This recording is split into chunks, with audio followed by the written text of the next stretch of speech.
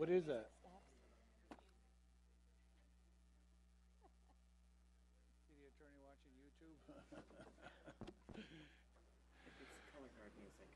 Okay, we're going to call the meeting to order.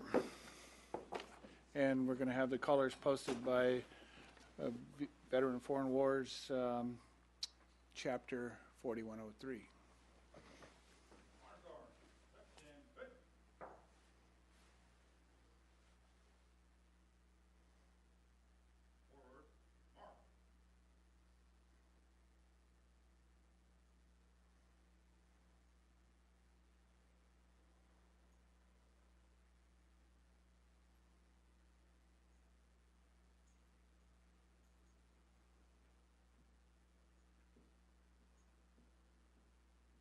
Honor guard, halt.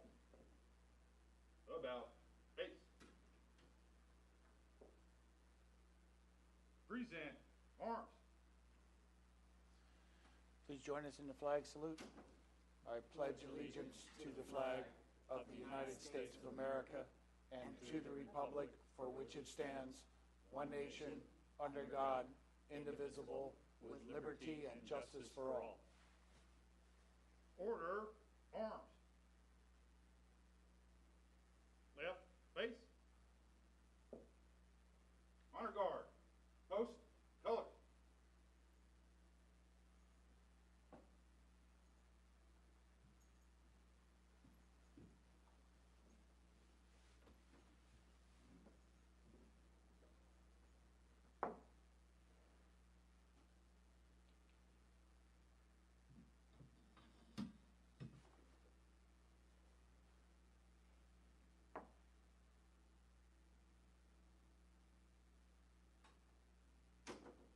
Right, face.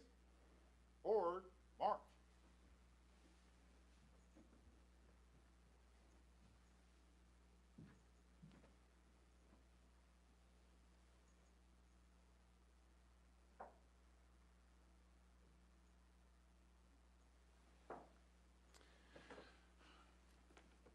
Okay, thank you, Color Guard. Roll call, please. Note for the record that all council members are present. Okay, adoption of the agenda. I do have one change. I want to move new business up in front of oral communications, number 1, which is consider letter from Bay Area Olympic and Paralympic Organization Committee and provide direction to staff. Any other changes, deletions, or additions? I'd entertain a motion to adopt agenda. Move as amended. We have a second? Okay, a motion and a second. All in favor? Aye. Aye. Opposed? Okay, first item up, we have presentation, which is proclaiming proclamation honoring the veterans of foreign wars. And Veterans Day was November 11th, and it's always November 11th, and today is the 20th, so we're a little bit late on it, but just due to logistics, we couldn't do this any earlier because we didn't have a full council meeting, and that's why I invited the Color Guard, John Stankiewicz and Regina Pecoraro here this evening, and also we have our very own citizen Lori Loxamana here. So let me read this, and then I'll present this to John, who's the post commander of 4103, which is in South San Francisco. It's a proclamation of the City Council of the City of Brisbane honoring the veterans of foreign wars. Whereas over the past century, members of the Veterans of Foreign Wars, VFW, have worked tirelessly to ensure that veterans receive the respect, honor, and support they deserve. And whereas the VFW was formed when the American Veterans of Foreign Service and the National Society of the Army of the Philippines merged during a conference at the former Shinley Hotel, which is now the William Pitt Union at the University of Pittsburgh. And whereas the Pennsylvania Historic Society marker that sits between Soldiers and Sailors Hall and the William Pitt Union commemorating the occasion reads, the Veterans of Foreign Wars organized September 14th through 17th, 1914 at the former Shenley Hotel near here. Veterans who had served in Cuba, Puerto Rico, the Philippines, and China were among its founders. And whereas the VFW continues this legacy of service by helping veterans and their family members secure VA benefits, Veterans Administration benefits, including disability claims and pensions. The VFW continues to play an important role as Iraq and Afghanistan veterans return home and adjust to civilian life. And now, therefore, I, W. Clark Conway, Mayor of the City of Brisbane, do hereby recognize and express sincere gratitude for the veterans of foreign wars and the most important work they have done and continue to do to stand with those who have stood for us, dated this 20th day, November 2014. Commander Stankiewicz.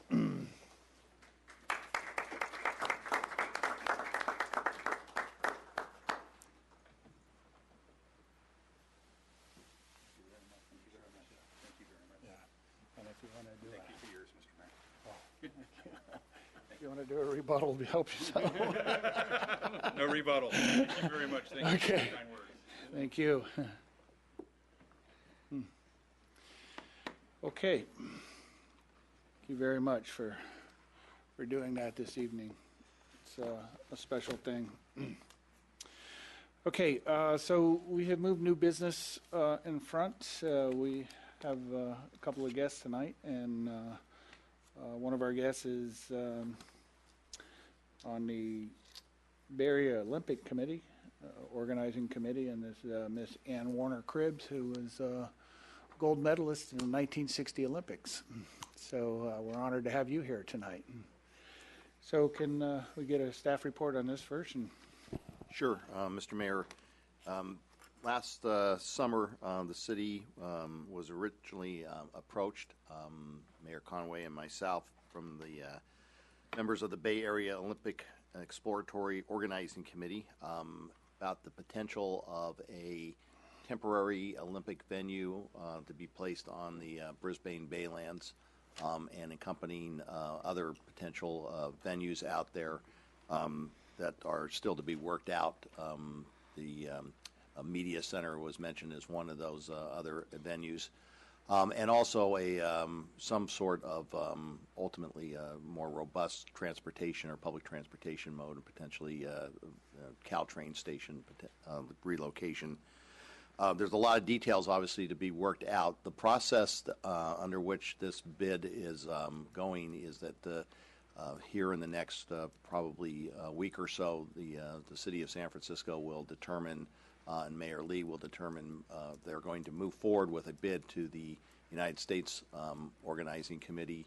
There are 4 cities within the United States that are currently looking at bids. Bay Area is one of those. Los Angeles, Boston, and Washington, D.C. are the other 3. Assuming that the bid goes forward, the United States Olympic Organizing Committee will then be charged with selecting one of the 4 cities. If it chooses to make a bid on the international games for the 2024 games, that decision would come sometime in early 2015, not too long from now, probably in the next 2 to 3 months. And if indeed the Bay Area bid were to progress beyond that point, then we will enter into a probably fairly frenzied couple of years of intense planning, because the bid for the international games would then have to be submitted sometime in 2017, and I believe a decision from the international games comes sometime in late summer or early fall of 2017, at least if the past schedules hold true. So that's kind of the timing of this. Obviously, there's many steps to this whole process. What they have asked us at this time is to write a letter so they can put it in the packet that would be sent to the United States Olympic Organizing Committee that states our understanding of the project, our kind of general support to consider this in our community. Obviously, there's a myriad of details that ultimately need to be worked out. This item did come before the Council's Economic Development Subcommittee. It also, as I indicated, Mayor Conway and myself were in a meeting. So we have had some familiarity with this. I think I've been briefing the Council, and I think we put something out on our website back in the middle of October to the public about this. So the letter has been drafted and is in front of you. The idea is that the Council would give the direction to the mayor to sign the letter on behalf of the city council and the city of Brisbane. So with that, I'll entertain any questions. As the mayor has indicated, Ann Warner Cribbs is in the audience, and she is the bid leader for the San Francisco Games. So if you have any questions of her, she's here to answer those. Council questions? Well, since Lori and I, had an opportunity to meet with Ann and Steve Strandberg, we asked a lot of questions, but I think it would be great for the council members who have not had an opportunity to just kind of bounce off some questions and thoughts with Ann. I think it would be excellent about what they're planning to hopefully bring to the Bay Area. Unless you don't want to, of course. Right? We always are ready, right? Yeah. You know that. But I am interested in the thoughts of the subcommittee, since you all know more about this than we do. Sure.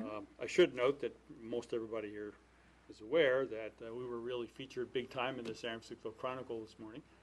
So much big time that somebody stole our Chronicle. But I read it online. I didn't know. Yeah. No. So two very, substantial articles and an editorial. So it's really out there that Brisbane Baylands is being considered for the site for the main stadium opening and closing ceremonies and track and field and so forth. Though the columnist Nevius was not a big fan of the site because he thinks it's too foggy and cold there. Everyone read that too, I'm sure. The only thing that hasn't come out in the stuff that I've read, there is a reference to being in touch with the property owner, Universal Paragon Corporation, but I haven't heard or I haven't been on the loop about how Universal Paragon Corporation is responding to all this, because I'm hoping that even though we're conceptually interested, that doesn't mean we're going to end up much money into this, because we don't have the money to put into it, even though it's a great idea. We're a small community. So I'm wondering what the story on that is. Well, I can start off in terms, like Ann may want to respond to that. I think it would be good Council to do members that. may, but UPC, Jonathan Sharp, General Manager, is certainly aware of the proposal, has met with the Olympic organizing people. He has indicated to me very much an interest to move forward in the continuing evaluation of this. Obviously, he has some concerns in terms of his development project, and so that kind of falls into that category of a myriad of details that need to be worked out. But I think at this point, he has indicated general support for us moving forward with our indication of interest to continue to study this. And I'll let the subcommittee, if they want to add anything to that, or Ann, if you had anything. I think we should have Ann come up and give an update. Okay. Yeah, right here, Ann. Yeah, please. Well, first of all, yes, That one works. that one works. First of all, thank you so much for taking the time to have us here and to show the interest and enthusiasm about the Olympic Games. Certainly, we've enjoyed working with the staff and also meeting the council members over the past couple of months, and we have been working very closely with Jonathan Sharfman and talking with him about potential plans, and he has indicated, as the city manager said, that he is interested in continuing the discussions and continuing to pursue this Olympic dream that we all have.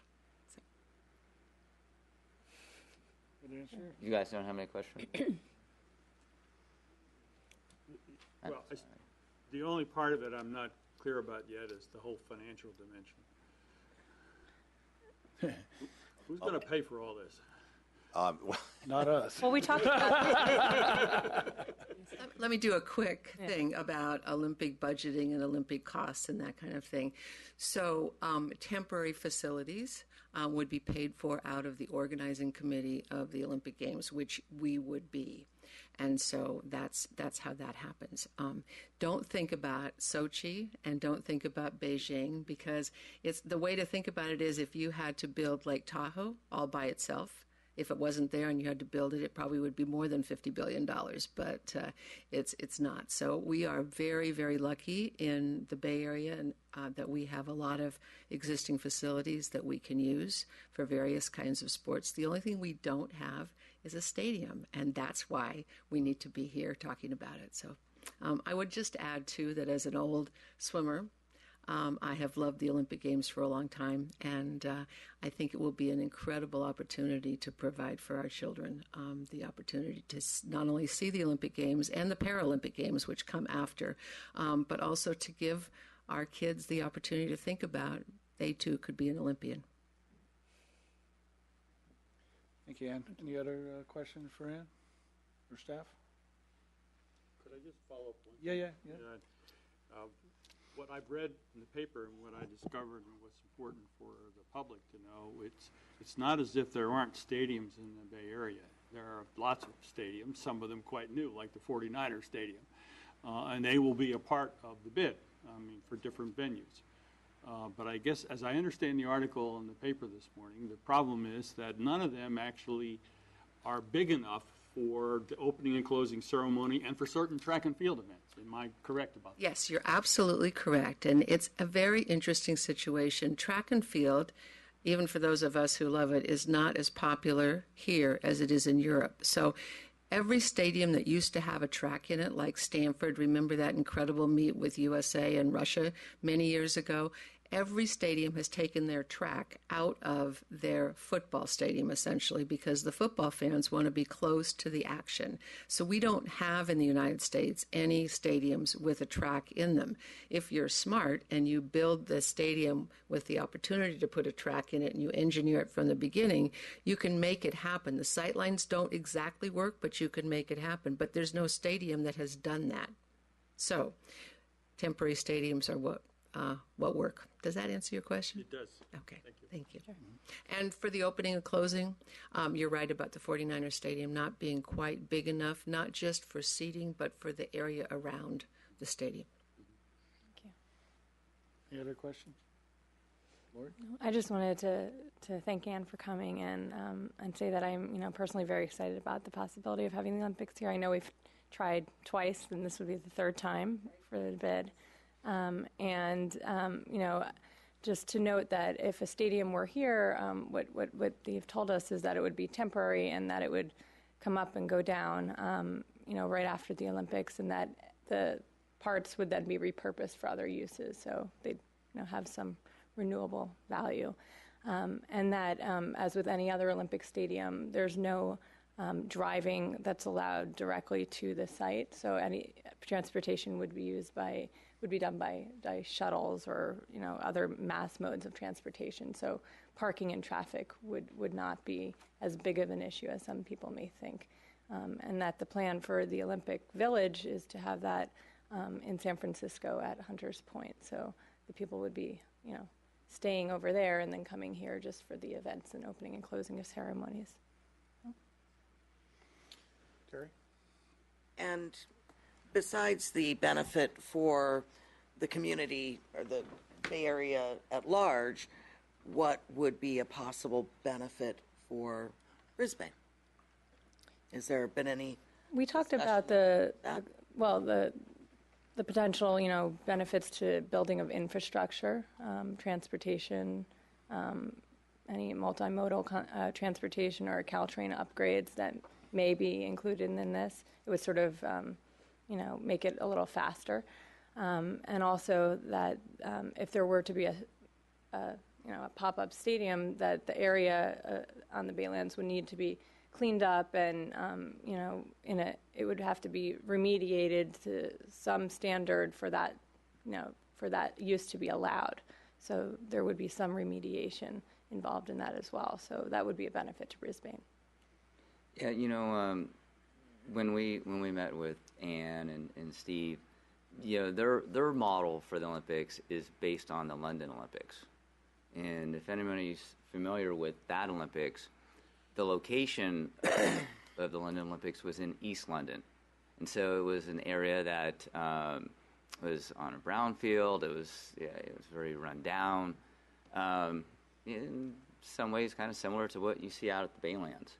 And so, a massive effort was made to, when they were planning for the Olympics, to also plan for redeveloping East London. And so, a benefit to Brisbane is that, instead of looking at it as a kind of a temporary type of option, we could be looking at, like Lori has said, looking at providing infrastructure in parallel with designing for the Olympics. So in our conversation, one of the ideas that popped up, and I don't know how feasible it is, but instead of having a temporary stadium, that you design it so that it's repurposed for some other use. Think of, say, like the Apple headquarters, with its, very, amazing architecture where you have,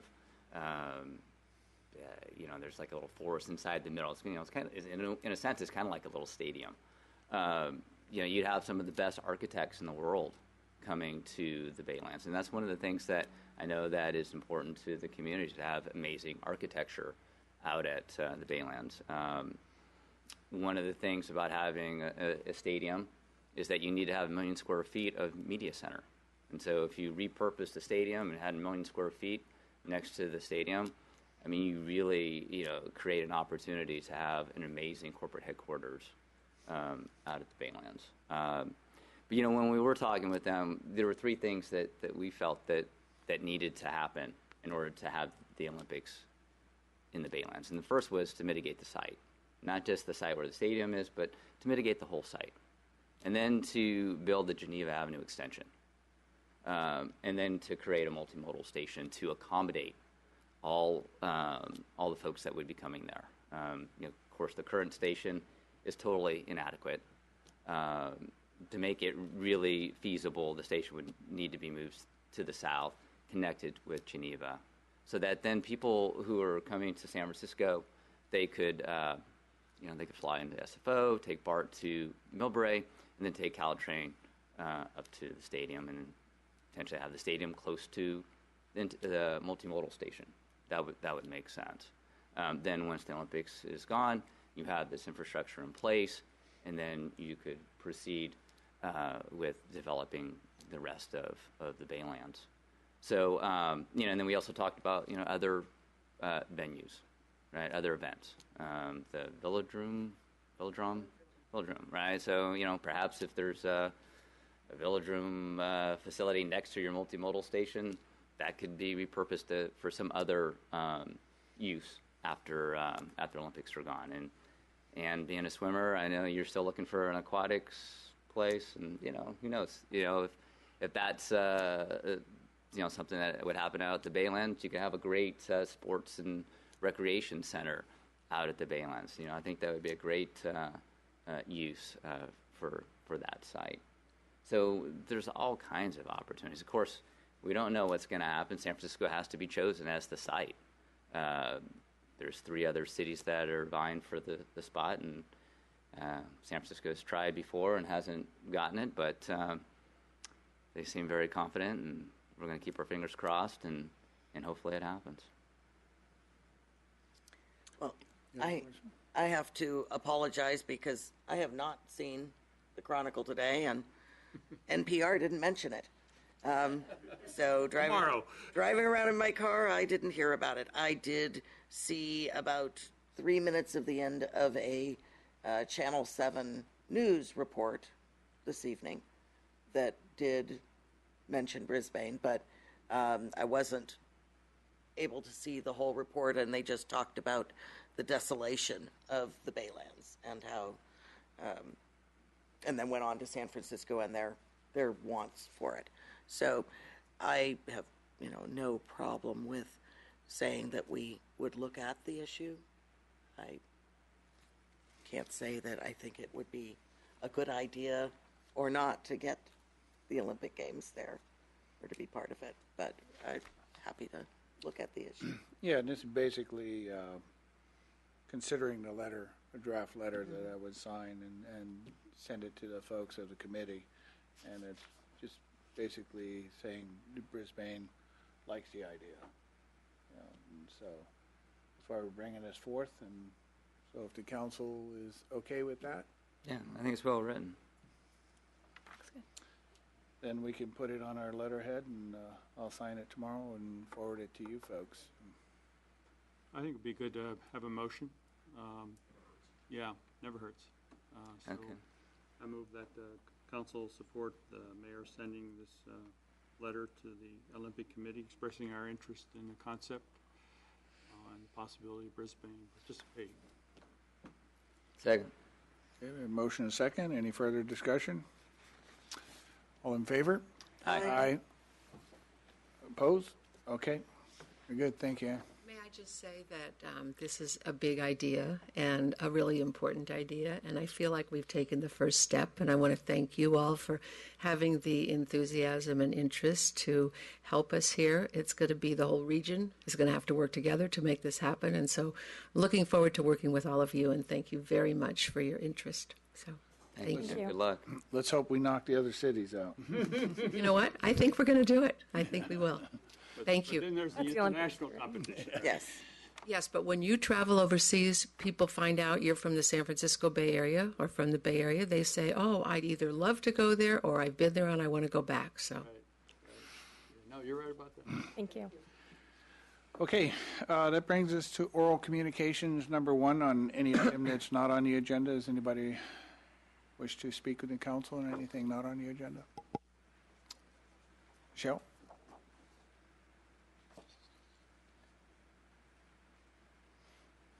I guess that was technically on the agenda, but I would just urge caution that there's different levels of mitigation, and that if we move forward with this, that we need to make sure that it's the highest level of mitigation, because that is toxic landfill, and so is Hunters Point.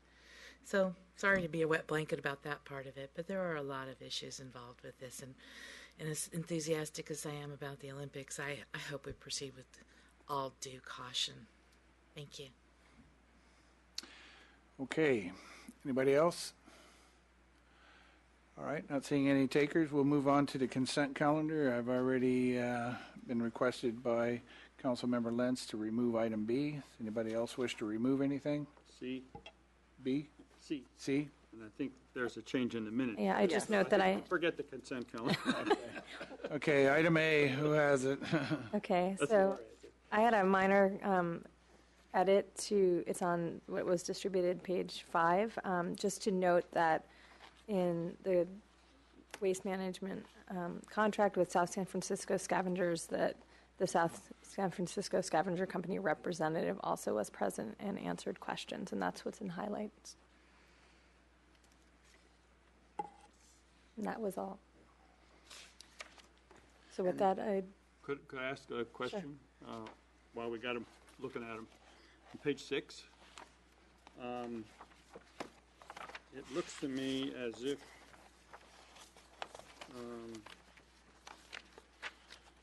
we're discussing E, because we moved E out of place. You know, we discussed it earlier. And then it's back also on page 6. Now, my question is, should that also be there as a second time, or was the second one ecology, actually? So anyway, that's my question. Well, I'll check that, but I think I just left, I think that just needs to be removed from the consent calendar. I moved it up when it was moved out of order, and I forgot to delete it from Okay. that section, but I'll double check Okay. that that was the case Okay. before I do that. All right. Okay. And then I had one small correction on the adjournment. It says we adjourned at 12:04 p.m. and we actually adjourned at 12:04 a.m. on 9/19. So I'd like to add that in also. Sure. hopefully that won't be the case tonight. Any others? Yeah. Okay, entertain a motion to, I'll make a Approve as motion to amended? approve the as minutes. amended? So second. Okay, we have a motion and a second. All in favor? Aye. Aye. Aye. Okay, I'm going to abstain. I wasn't here. I could vote on it, but I'm going not to. So Your choice. 401, yeah. Okay, item B. Request of City and County of San Francisco for Brisbane staff to participate in a technical advisory committee for the Bayshore train station location study. Cliff? You wanna- Yeah, thank you for pulling that, Mr. Mayor. So, yeah, we have kind of a tricky, awkward situation. San Francisco wants to, or has intentions of perhaps moving the Bayshore Station north. They want us to partake in a technical advisory committee, and so I know that Clark, you had sent a letter in regards to the station, or was that the Fourth and King? No, that Rail was yard. in regards to this study, right? Okay, yeah. So, Clay, if you could, kind of give us some background on this issue and the decision to move forward with being a part of the committee. Well, and how about if I kick this to John, because he's actually, I think, the person that's got the best kind of technical information that he can impart to you, and I'll fill in my 2 cents of From the VFW. ED. Sure. Well, thank you, Mr. Mayor, members of the council. The city became aware of this proposal, I guess it was in May of this year. And sent out an RFP, request for proposal. San Francisco did for this study to occur. They did not consult with the city in advance of the release of that RFP. The language was somewhat disturbing to the city in terms of there was a clear agenda that didn't really necessarily reflect a very broad range of points of view. It seemed to be very San Francisco oriented. And so those concerns were expressed in a letter from Mayor Conway to Mayor Lee, among with some other efforts San Francisco's undertaken in the transportation arena. And as follow-up to that meeting, we did meet at a staff level, the city manager and public works director and myself and some San Francisco staff members. And basically they said, well, they would work to incorporate, make sure that Brisbane was in the loop as they move forward in their various procedures. I think, again, this study is, they made it very clear they were going to move forward with all the studies they're undertaking. They're not going to necessarily, they listened to our concerns, but they were not going to change their tact or their agenda. And so I think we've outlined a couple concerns with this particular study. One is the timing. Really until the Baylands land use process is finished and a decision is made. In our mind, it's premature to determine where a station location should be, because land use around a station is one of the drivers of demand. So that's our first major concern with the study. It's premature. The second is that it should be being sponsored and organized by Caltrain. They're responsible for the Caltrain system. It seems somewhat of a conflict of interest for a party that may have a very material interest in the decision to actually be undertaking the study. So we sort of object on those two philosophical grounds, I guess. With that said, it is important for the city, I think, to have its say in the process, and this technical advisory committee, certainly not a perfect way of doing that, but it does provide a venue for the city to put its concerns on the record as we go forward, and therefore we are, I guess I would say, reluctantly recommending our participation in that effort. I'd be glad to answer any questions you have. Any questions? I have Ray? a question. Okay, So, Lori. sorry. So, can you talk about the study going on with respect to the BRT, the rapid transit, and how that relates to this study? That was another study that San Francisco initiated probably at least 6 months ago, maybe close to a year ago.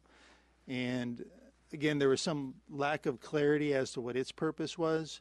Finally, it was made clear that they were looking at interim bus rapid transit alignments to serve San Francisco developments east of 101, so the Candlestick Project and Hunters Point projects.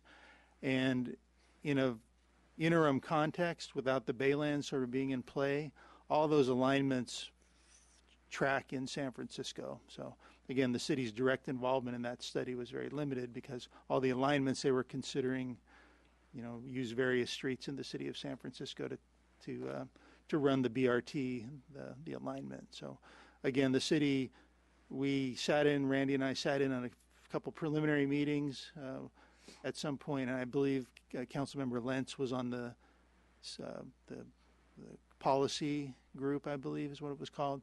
And given the lack of direct sort of involvement of Brisbane, we eventually withdrew our participation in that study formally. Yeah, I attended one meeting, Lori, and they were seeking community input, but they really weren't seeking community input. It was just something that they felt like they needed to do, and they were looking at alternatives. So I said, well, here you have this BRT, if the Baylands is developed, and having the BRT run along Geneva. So it's like, well, wouldn't you want to have the BRT connected to your multimodal station? They said, oh, well, our study's not dealing with the station. I said, well, if people get off on Geneva, they have to walk quarter mile, third of a mile to the train station. Shouldn't the BRT be connected to the station? Doesn't that make good transportation sense? They said, look, we're not studying the station. I said, okay, well, it looks like you're really not looking at alternatives then. So, we're focused on this BRT, Mr. Lentz. I go, okay, so there was no real reason for me to keep attending if they really weren't, seeking community input. They had their own idea of what they want, and it's very similar to, what they're trying to do with this study as well. They're focused on moving the station to the north, and as John has said, there has not been any. There wasn't any reach out to us prior to releasing this. Prior to the letter I sent. Yeah. We're Rome, and we don't care what happens outside of Rome. I wanted to also point out that when we first considered participation in the BRT study, that they were asking for an elected official and also for a public member. And we recommended a member of the Complete Street Safety Committee, and they appointed Susan Maynard, and she actually has been going to those meetings, and in fact is going to a meeting tonight. And so there was a little bit of confusion in her mind, though, as to whether she should continue to go and represent and at least find out what they're up to. And so it hasn't, because, John, you just said a little while ago that Brisbane formally withdrew its representation. And, of course, if that is the policy, then it makes no sense for her to go. But she asked me whether we had done that officially, and I was not aware of the fact that we had. And so that's why she's still going and is prepared to make reports as to what's being brought up. One of the interesting things about the BRT study is that it is connected, as you've noted, to the Caltrain station location, because what they're trying to do is get everything in San Francisco so they don't have to deal with us. That seems to be what it's all about. Because if everything goes over Blanken and they move the station all the way into San Francisco, and then the connection across can be in San Francisco, and they could bring the 3rd Street rail there, and all in San Francisco. Now the Bayshore station is partly in San Francisco and partly in Brisbane. And so I guess one of my questions is, if we think it's good from an informational point of view to participate in the TAC, shouldn't we also continue to participate in some way or other in the BRT, just to know what they're up to? That's kind of a question. I suppose it's a question to staff, because I guess you've sort of been frustrated by that whole process. I think there's always the ability to extract the information, what they do in their meetings, and it's all fairly transparent. I think as council member Lentz, the experience of sitting in those meetings and sort of the use of staff time and resources to participate in a process that isn't really very engaged or necessarily balanced, I think is, it's one thing to get the information. It's the other thing to actively spend the staff time to go to meetings, prepare for them, when your input may or may not really be relevant to their exercise. So I think that's, from a staff level, that's where I draw the line in terms of, we can get the information and what they're doing and what they're studying. That's one thing. It's another thing to spend the staff resources to participate in meetings that don't necessarily have a lot of value added from our perspective. Okay, so I can see the staff perspective, but still doesn't answer my question as to, is the previous decision that we made, does that still hold? So Susan still keep going or not? Because she's not staff, she's a public member who's volunteering her time. Yeah, I mean, my own sense is that it's perfectly fine for her to attend as the kind of the public member. Just kind of following up on what John said, just so that you understand on a staff level, while we weren't necessarily going to the technical advisory committee meetings for the bus rapid transit study that they were doing, we did reach out to them in this past summer and had a fairly constructive meeting on a staff level with the planning department of San Francisco, the mayor, well, it wasn't the mayor's office, it was their kind of redevelopment 2.0, and a couple other San Francisco agencies. I think MTA was there. And the way I described that kind of, the purpose of that was kind of to clear the air and have kind of a conversation. And I think the way I described that is that basically we kind of shared what was going on, so we improved communication, but we didn't change attitudes or their approach to stuff. They're going to continue to do what they're going to continue to do. And we're going to continue to point out the failings of that particular thinking on their part. And, that's kind of where we're at the moment. I think the staff just doesn't feel that going to these technical advisory committees for the BRT particularly were useful. I think in this Caltrain thing, I think that we still have a great sense of frustration of participating with San Francisco, because we feel like, they've already got the answer. They already know what the answer is going to be to the study. And we don't really want to be a part of that, but I think it's one of those 50-50 things you weigh and say, well, okay, we'll go there. We'll be there. We'll indicate our disagreement with what they're doing and how they're doing it, and then ultimately we're going to have to fight out the issue of the findings of the study and how they intend to move forward and try to implement that. So it's I guess it's kind of like having a lookout, man. We'll be at the meetings, we'll know what's going on, but it's pretty clear where they're going with all this, and it's not really in, serving our interest. Some further questions. Okay. So how far north is San Francisco planning on relocating the station? Well, that's a really interesting question, and it's probably far beyond where we can get into tonight, because there's a whole bunch of engineering issues around this. If you go out to the current Caltrain station there at Bayshore, and you look up the tracks to where you see the tunnel, that's as far as they can go. Okay. So this whole discussion is about going as close to that tunnel as they can. There's engineering constraints that are involved in that. What those will be, I don't really know. But in the transportation world, they talk about a quarter mile being the distance that people will walk to a public transportation mode. So from San Francisco's perspective, they think that will serve their neighborhoods much better on their side of the border. That there's a lot, there is a significant amount of residents there in Little Hollywood in the Sunnydale area. So that's their argument. And but it's going to be an awful lot of money to go I don't know how many feet. You know, it's not gonna, and on one level it looks kind of crazy, and I mean, there's always a potential that sanity will prevail at some point in terms of the engineering of this, but, you know, we're just going to have to wait and see on that part of it. And say this study, gets done and concludes that there's more of a demand north of the current location. What would be their next step? I mean, what sort of How does it play out? what authority does this study, the findings, have over Caltrain's decision? Whose decision is it to relocate?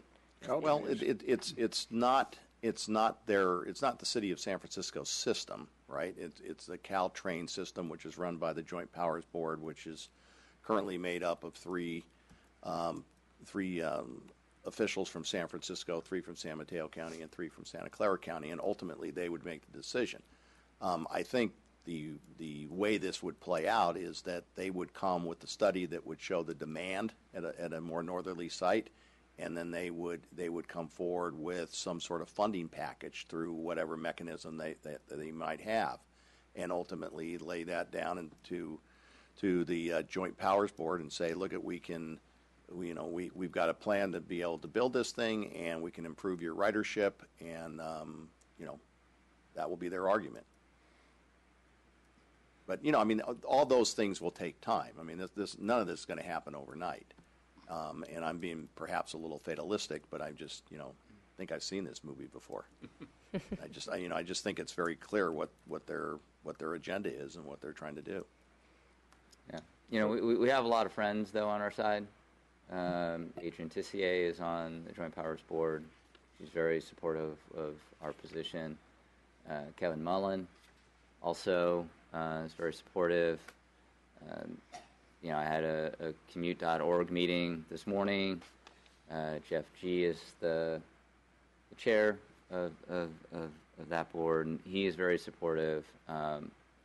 And so I think we the wagons are starting to circle around, in support of us. But we will need to, just from feedback that I've received from them, is that we need to reach out to those board members that are on, that represent Santa Clara County. And so I've asked Clay to send you the names and the phone numbers of those individuals, and it would be very helpful for all of us to give them a call and to state our position, and that it's not fair for San Francisco to be doing this power play to take the train station out of Brisbane and move it north to San Francisco, and that we have a process, we have a plan in place, and we are studying a variety of plans for the Baylands, and that process needs to work itself out, and so I hope you guys are able to do that. Okay. So the purpose of this is Can I for make a Clay comment? to send a letter. Yeah, go ahead. So the one thing that is something that we can do to influence some of the decisions, if we decide we want to, is in December there is a seat opening up on the Caltrain board through the Council of Cities and CCAG.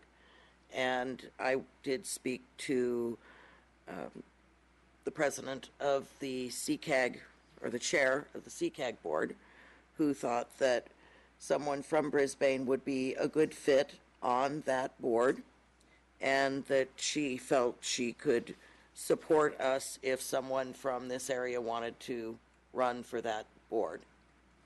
So I just wanted to put that out there, that the letters of interest are due by December 4th if one of our members decides that they are interested in that position and feel that that could help influence decisions that are, sort of correlated to this. We got a letter in the mail today that Sherry forwarded from Jeff G. Expressing an interest in what wasn't clear to me. It said Samtrans, and then it said Joint Caltrain Board. So Yes. He's already on Samtrans. Yeah, so There's, that means he wants to stay on Samtrans? I believe there's two seats. I believe there's two seats. I would have to look it up. Okay. I think You know, there's two we can separate discuss seats that later in the agenda under Yeah, mayor well, council I matters. just wanted to make and sure we could that have we're clear. Sherry look that up. Yeah. In the meantime. What the story is, and we definitely want to make sure we agendize that in December. Well, yeah, okay, I mean, that for sure. I mean, we Right, could even but- talk about it later on but- this agenda if we Right, want. Mary Council matters. Yeah. Right. Sherry could look that up, and then we can confirm it then. I mean, the whole point of this on the agenda is for Just late. letter for the tech. Right. Well, I think it's a good idea to participate, even if it is sort of a study that's sort of railroading us, so to speak, into participating with San Francisco. Terry. So we have a second? Sure. Okay, motion and a second, all in favor? Aye. Okay, item C, authorize the city manager to enter into a contract and sign the agreement with the lowest responsible bidder from the Brisbane Community Pool renovation. Yeah, I asked to remove that for a very simple reason.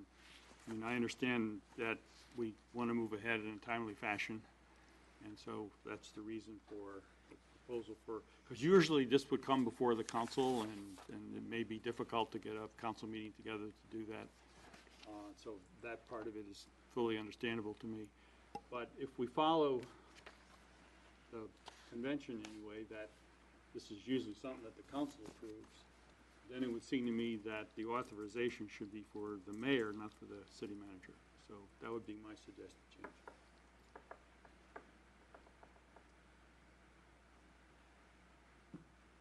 Want to respond to that? I have no objection.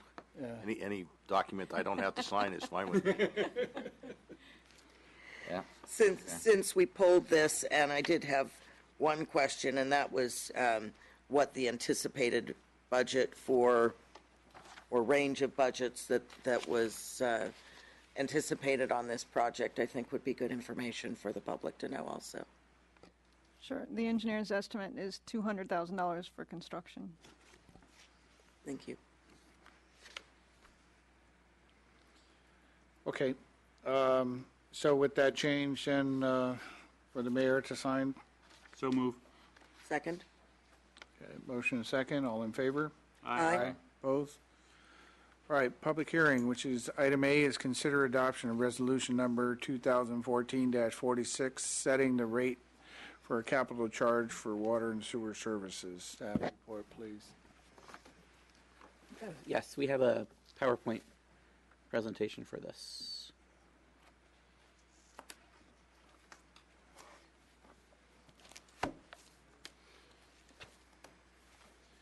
This is going to be a rather long staff report, right? It's going to be a three-parter? I think what we're going to try and do is explain the 218 process, talk about the capital projects, and talk about the financing mechanisms Okay.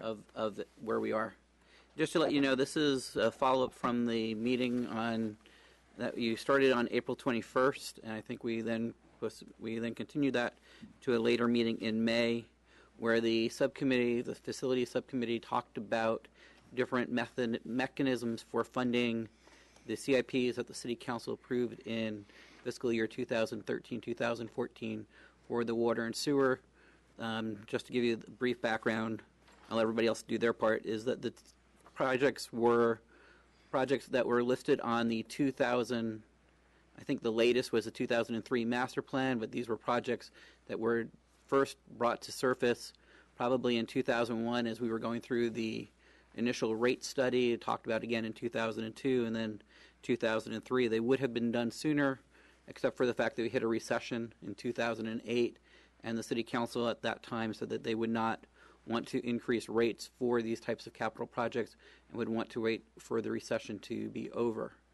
So in order to do a rate increase of this style, we need to do a 218 vote. And I'm going to let Michael go through the 2018 process. the council, in 1996, the voters voted for a constitutional amendment, which is popularly known as Proposition 218. And it amended the Constitution in a number of ways concerning fees, charges, assessments, and requires certain procedural aspects before local governments can impose either the imposition initially of those kinds of fees and charges or assessments, or if there's going to be increases for existing fees, charges, and assessments. Concerning the issue before you tonight, the ongoing water and sanitation service charges, the courts have held that under that constitutional amendment that the water and sewer charges are what are called property-related fees, and therefore they are subject to the Prop 218 requirements, the procedural requirements. And basically that involves a notice requirement that is to be provided to those persons who are affected by the particular fees and charges. And what that involves is that a written notice must be sent out to those persons who are going to be affected by those fees and charges. And so in this particular case, a notice was sent to not only property owners, but also to persons who might not be property owners, but who are paying for those water and sewer charges. And that notice provides the basis upon which the fee will be calculated. It explained for the reason for the charges, and it also provided for a date, time, and place for the public hearing, which is tonight, in which the proposed fee will be discussed. Then at the hearing itself, which is tonight, there are certain requirements. We've also indicated previously that there has to be a 45-day requirement before the hearing is held. At the public hearing, the council is to consider all the written protests about the particular fee and charge. If there is a majority protest, then the fee cannot be imposed. But in this particular case, silence is considered consent. So given the fact that, literally thousands of notices were sent out, because that's the amount of people who are affected, it would take a substantial majority of people or a substantial number of people to protest in order for the fee not to be imposed. But within that range, though, the council certainly retains the discretion, notwithstanding that there's no majority protest, to not impose the fee or to impose something less than the amount of fee requested by staff. So with those parameters, the constitutional provisions are being met. The staff has satisfied those requirements, and the matter is procedurally correctly in front of you tonight. If you have any questions about the Prop 218 procedure, I'll be glad to try to answer them. Any questions on Prop 218? Right? Yep. Is it 218 that stipulates that when you propose a fee, that it has to be demonstrated or documented that this fee is appropriate in reference to the cost involved? There's got to be a clear documented connection between the fee and the cost that the fee is to cover? That is correct. That part of Proposition 218 is that there has to be the established nexus between the amount of the fee and the purpose for which the fee is being levied. So in other words, you can't charge more than what you need for that particular service. That is correct. And there have been some, I think, lawsuits around the state on that particular issue, I think, right? There have been many lawsuits concerning Proposition 218 in terms of trying to, some of the language of it is somewhat subject to interpretation. So there's been a number of cases that have dealt with that particular issue to make sure that the intent of the voters has been carried out. And in fact, there was some debate about whether or not water and sewer charges would be subject to Proposition 218, whether they were actually property-related services, and the Supreme Court in the Bighorn case did decide that they were property-related. Thank you. You're welcome. Any other questions on Proposition 218? Okay, Stuart? So the next part of the presentation is on the capital projects, and I will let the Public Works Department talk about the 4 capital projects that we are looking at doing.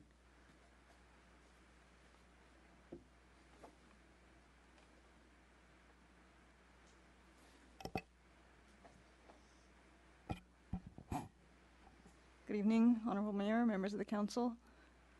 Just a little background as I explain these capital projects. This is, I'm going to talk about the overall drinking water and sanitary sewer system.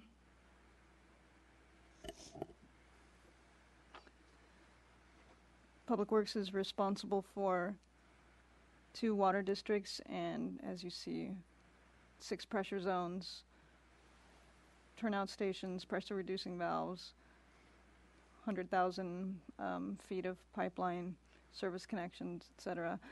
I believe the council has had a tour of the facilities and been privy to this data, but this is just kind of background about what the system is that we operate and maintain. Just a screenshot of what the SCADA system does show us on a ongoing basis at the tanks and the pump stations. Can you, instead of using the acronym SCADA, can you It's coming. find what it stands for? Supervisory Control and Data Acquisition System. The regulatory requirements and reporting requirements, monthly, quarterly, biennial tests that we do for a number of different needs and, again, requirements. The behind here. Eye chart. Oh my goodness. This is a sample of the most frequent and probably the most familiar testing that we do, bacteriological testing that's done weekly on a rotating basis at 6 different locations. And the indicators test that we do to operate and maintain the system, chlorine, monochlorine, free ammonia, et cetera, action levels, tanks, temperatures, to make sure that everything functions the way that it should at all times. So, the capital projects, supervisory control and data acquisition system, we'd like to replace the system, and it's very important because the technology is proprietary. It was built in the 1990s. It's never had an upgrade, and its reliability is dropping with age all the time. It's a dead-end system, and it's increasingly difficult for us to maintain. This is a very critical project that should happen quite soon.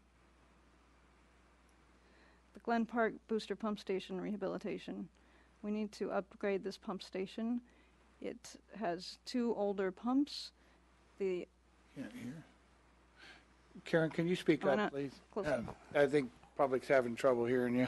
Okay. Is that better? A little. We need to replace the electrical and instrumentation system. We need to increase the firm capacity of the station, and that is the operating capacity if one pump were out of service. Currently, it's far below what's recommended by the master plan.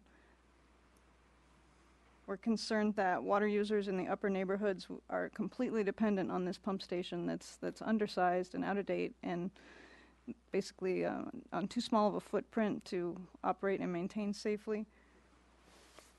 And this is estimated at just under $2.4 million. The PRV and fire main upgrades.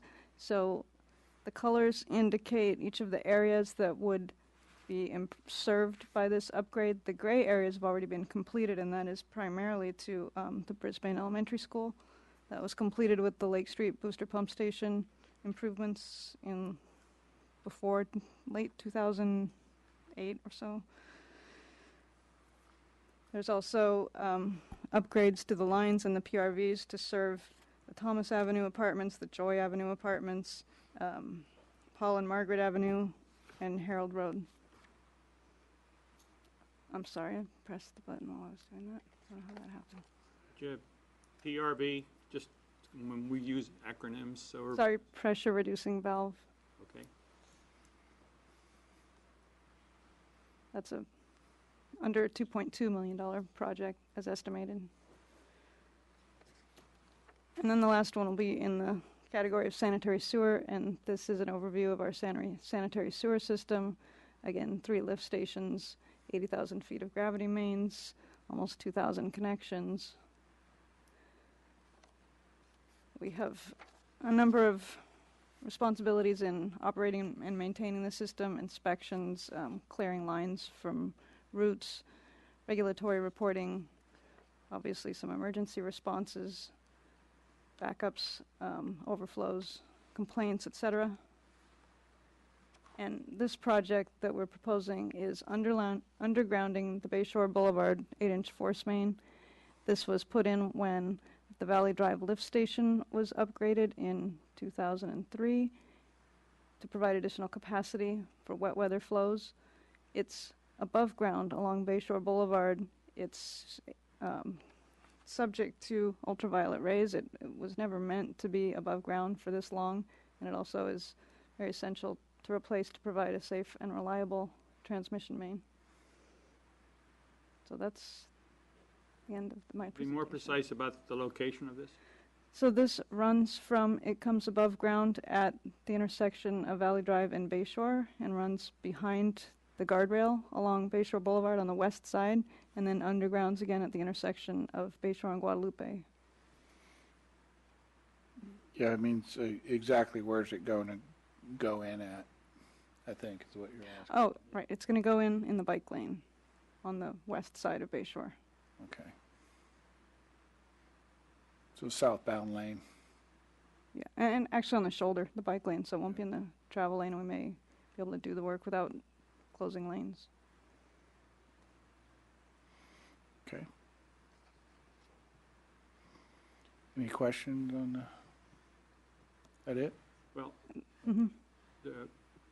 we, of course, are looking at, in terms of the master plan from all the way back in the beginning of the 2000s, there was something like 30 million of capital maintenance that was really direly needed according to the study, because it just hasn't been done for years and years. And we've addressed some portion of that already, but we have something like $20-some million of projects left to do from that original master plan analysis. That's correct, yes. And according to my understanding, that these 4 projects of all the 20 or so million left are the highest priority because of their importance and also their state of potential problems if they break down. That's correct, yes. Yeah. I know in the past we've had numerous problems back in the 90s. I kind of, where all this started in mid-90s when we started paying for the effluent and had a lot of storm drainage that was going into the sewer system. And then at that time we pulled money out of the general fund, I think somewhere between $400,000 to $500,000 to do like over 100 point repairs throughout the city to cut down on the infiltration of stormwater into the sewer system, because we pay for the effluent like per gallon, it's metered.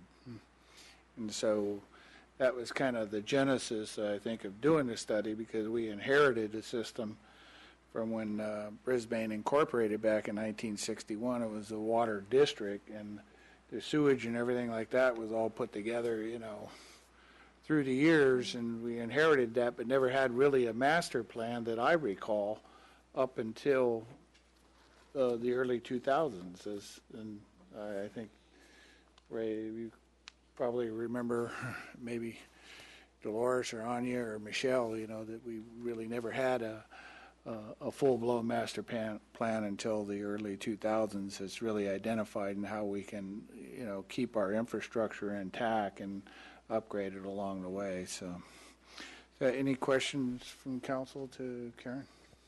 On the undergrounding of the forced main, is it the most cost-effective to put it under the roadway and dig up our bike lane rather than put it alongside the roadway, or is there not enough width on our roads to do that? It's pretty normal practice to underground all of these pipes for a more long-lasting serviceability and life. The council has already funded the design. This project actually is ready to go into construction when funding is available. You funded the design maybe 2 years ago? Is it? Maybe Is that longer, your actually. question? No, it wasn't her question. Yeah. I think she's asking if you could underground it on the other side of the bike lane, on the non-road side. Outside the road bed, so that you didn't have to dig up the road. In or some the bike lane. places, I'm sorry to interrupt. In some places, this pipe, we have an easement and it's on private property. I don't think that the grade isn't flat there, and I don't think that we have the space to put it outside of the guardrail. We've got a steep slope, and it makes it more difficult if you ever need to maintain it. You have to do it with a backhoe of some sort or an excavator, right? But if you needed to do, say, a point repair, you're on a steep slope, or you're in the case further up towards North Hill, we have an easement over private property. Okay, I just, when you said you were going to put it under the bike lane, then it just seemed that we just redid that bike lane in that area, so I just didn't know if it could be. We had hoped that we would do this before the bike lane, but that didn't manage to work out. Logistics didn't work. Yeah. Good. Sometimes that happens. Any other council questions? I have some questions from the staff report, not so much to Karen's. Okay. Why don't we do those before we do the public hearing, if you want to ask Well, those? they haven't I was finished going yet. to talk Go about ahead. the. I was going to talk about the process that we went through Okay. to get to the funding mechanism. Go ahead.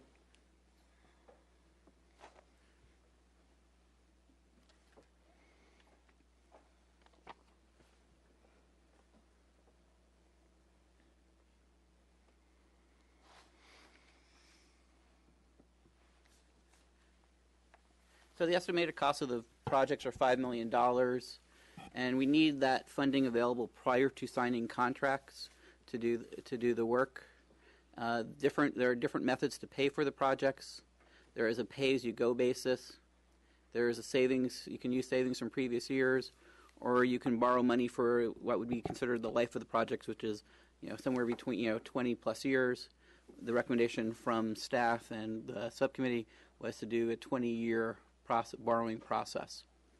If you do a pay-as-you-go process, it currently receives about $4 million in revenues for water and sewer charges.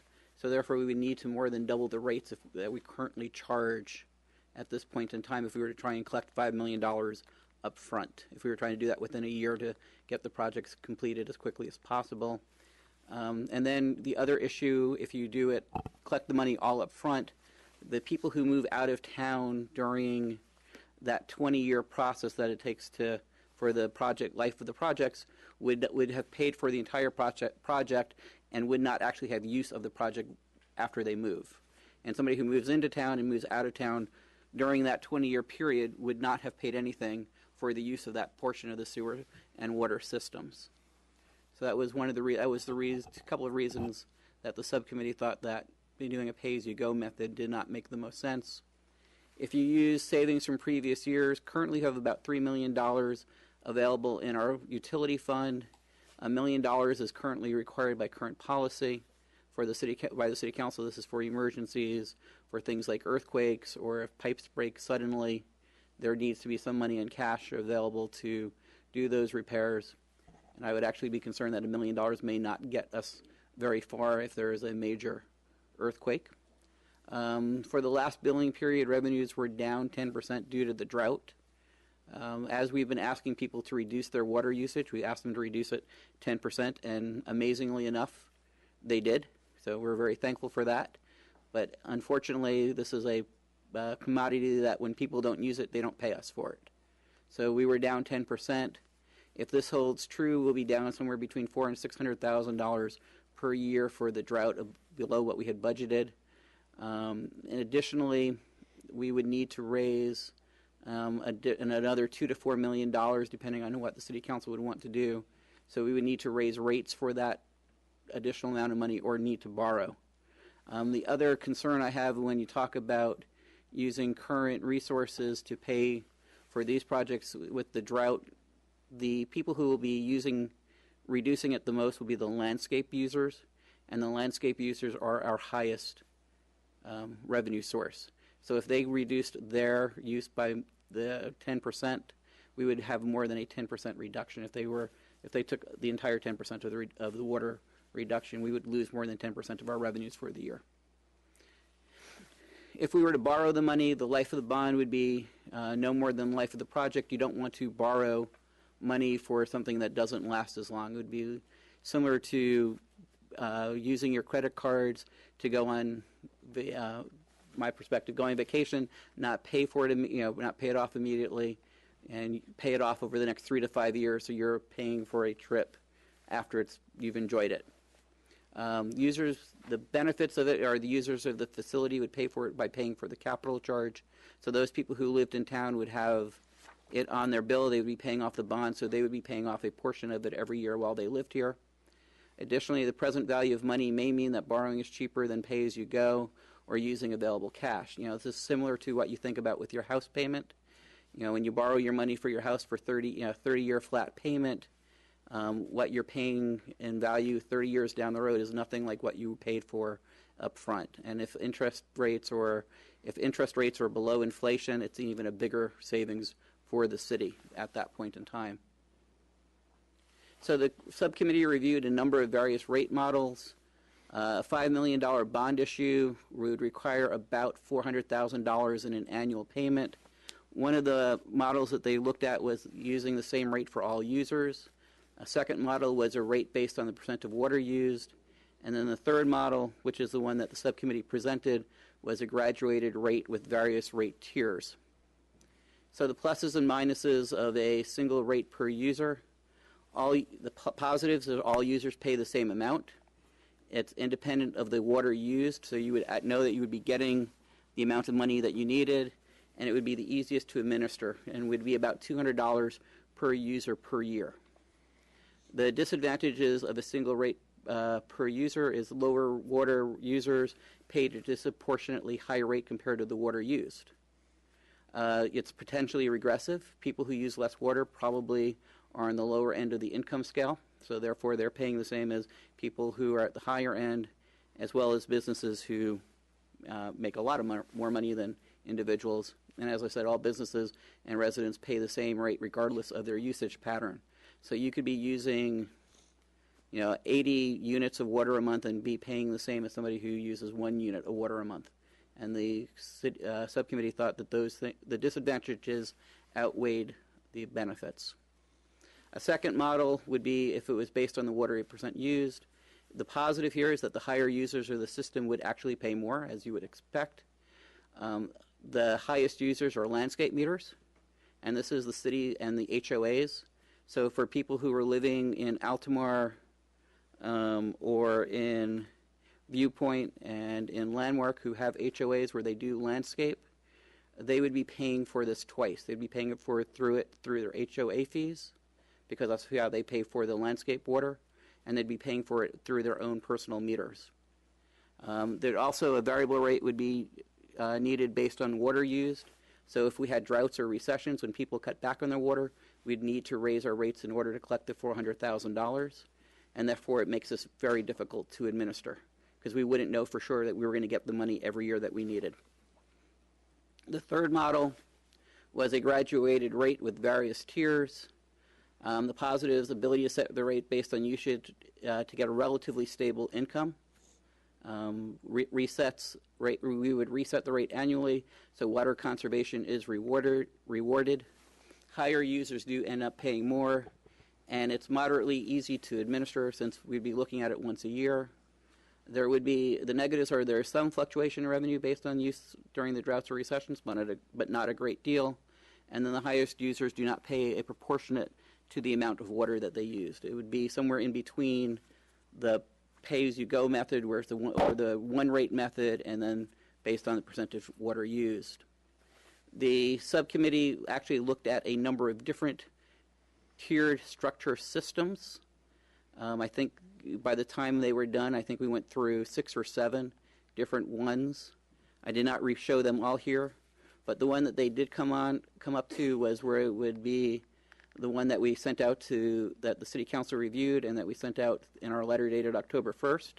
So somebody who uses 0 or units would pay $10 every 2 months.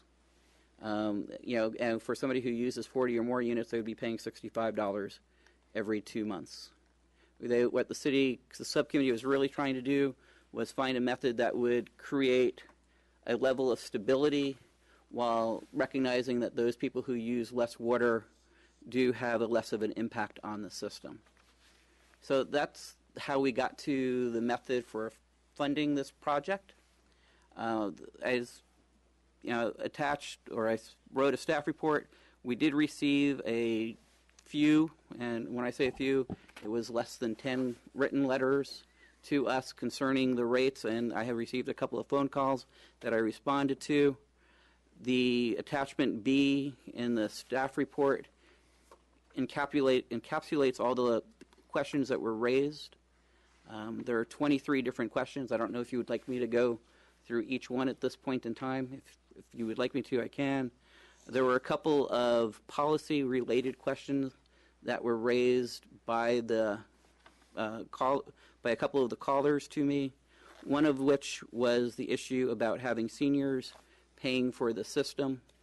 Currently, what we do for low-income individuals, not necessarily for seniors, but people who have low income, if they qualify for the PG&E Care program, they then qualify for our low-income rate assistance program. Right now, our program gives a discount of about 40% off of the current water and sewer rates. The reason it's 40% is for the last for a few number of years, the City Council has not raised the water and sewer rates on people who are in low income as we've raised other rates. The issue, if you're going to look at having seniors be singled out, the question would be what qualifies as a senior? Would it be somebody who ARP would consider a senior at 55? Would it be somebody who is 60? Would it be somebody who is 65, which is more of the Medicare and Social Security age of senior? That would be one of the questions that would need to be answered. The other question is, do all seniors need the discount? And what would make a senior qualify for the discount if it's not just of age? So that would be one of the policy questions that was raised by one of the callers that I talked with. And as I said, there's a number of other issues that I recovered in attachment B. If any additional information, I'd be more than happy to answer. It's council's pleasure, and as far as having them go through all these, there's like 23 different ones. So they are written, and there are responses written. So Stuart did cover quite a bit of the information, but I do have some questions. In regards to that. okay, council wish to go in that method, ask questions, and open the public hearing. Sure. Questions and then public hearing? Yeah. Okay, Cliff, go ahead. All right, thank you, Mr. Mayor. So, Stuart, you just talked about the the low income discount. So currently we tie our discount to the care program that PG&E uses. Yes. So you set same standard. Well, what we require is a person brings in their electric bill. That shows that they're on the care program, and that way we don't have to verify income. We don't have to ask a resident what their income is. It's all taken care of by a third party. So we as a city don't know that information. Okay. Which I think over the years is what the city council has. No, I think that's a pretty smart, efficient way to do it. Why reinvent the wheel? So then with this increase, though, that discount is not applied. at this time, that discount is not applied. We need $400,000 a year. So, from that perspective, we need it from all of our ratepayers. Okay. Anything that is done through a low-income rate assistance program is paid for by the city's general fund. It goes back to the idea of Proposition 218, where one ratepayer cannot pay the bill for another ratepayer. So that is currently the city is subsidizing the low-income people in our town $70,000 from the city's general fund. Okay. So then, so say for example, if someone was using 20 units of water and they were on the low-income assistance program, they would pay the same amount of money for this rate increase as someone who was not on the low-income assistance program. Correct. Okay. All right. Just want to clarify that.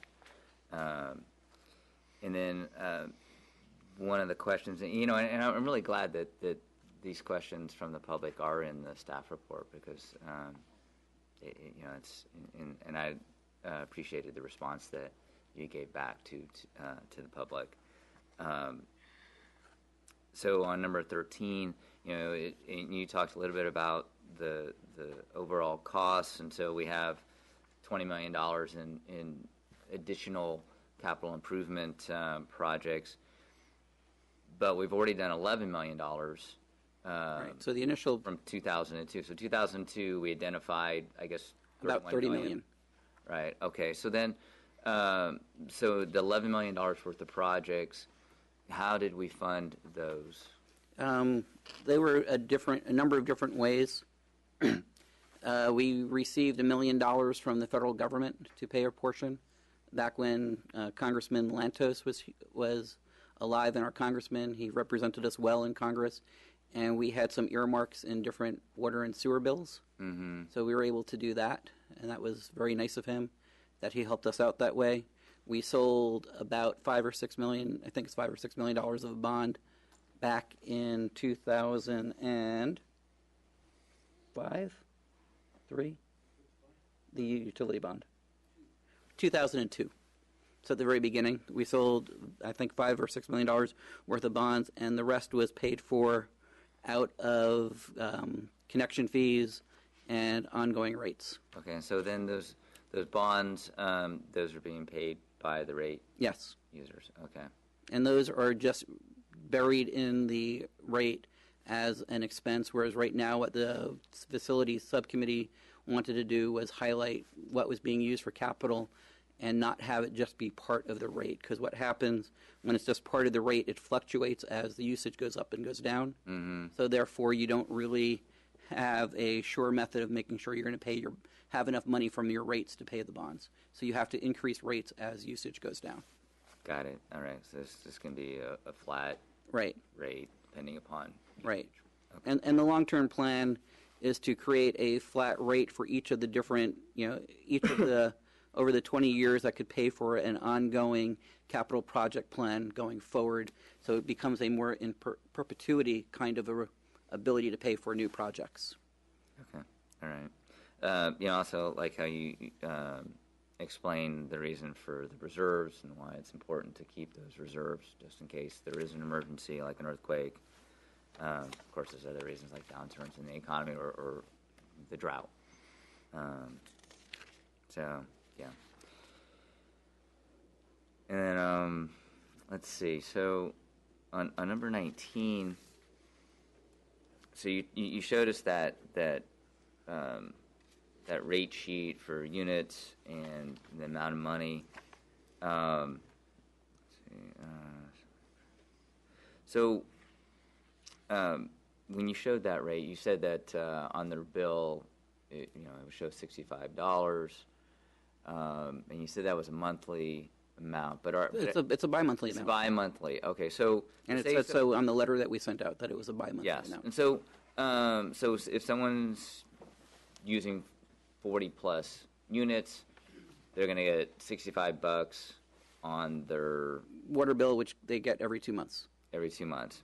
So then that their monthly amount is $32.50. Right. And, when we wrote the letter to the public, it was reviewed by the water or the facility subcommittee.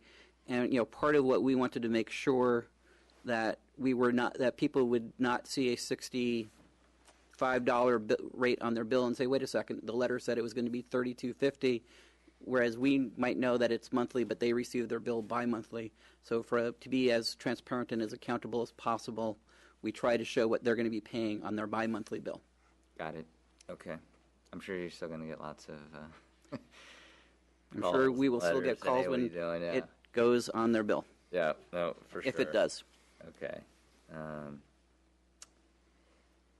right, those are the questions, so thank you. Terry?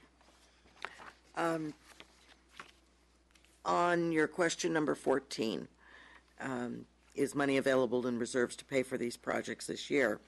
You go on to explain that we had where our reserves are, what our reserves are and what they're for. And it says that the other cash available covers the system for downturns in the economy or reduced water use during droughts. And that's the additional $2 million approximately. Correct. The next sentence says the last downturn in our economy and the resultant water use decrease forced the city to raise water and sewer rates.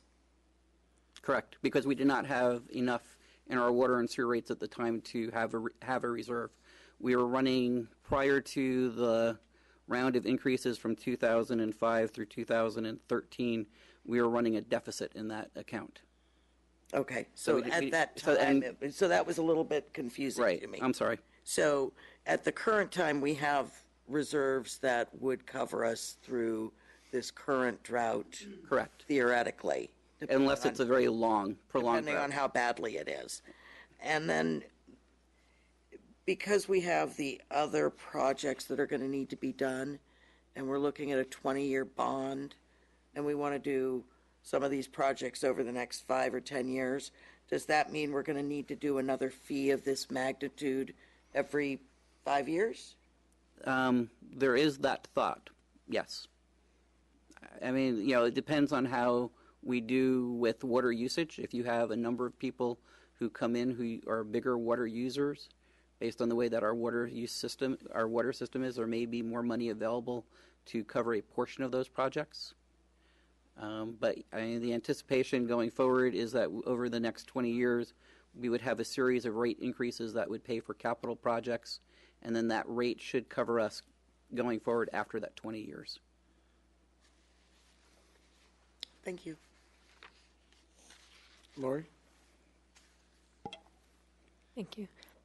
So you spoke, Stuart, about the HOAs being considered a separate user. They are. So the HOAs, is that for their common area landscaping? Yes. So is each HOA, there's 3 of them, each of them, I assume they would probably fall on the upper end of the $65 bi-monthly category? They would fall, they are well above 40 units a month. Okay. Or a bi-monthly period, yes. Okay, and when they were notified, was a letter sent to each of the HOAs in Yes. addition to all of the residents? It was paid to every ratepayer in the system as well as every property owner in the system. Okay. And then with respect to the low-income rate assistance, you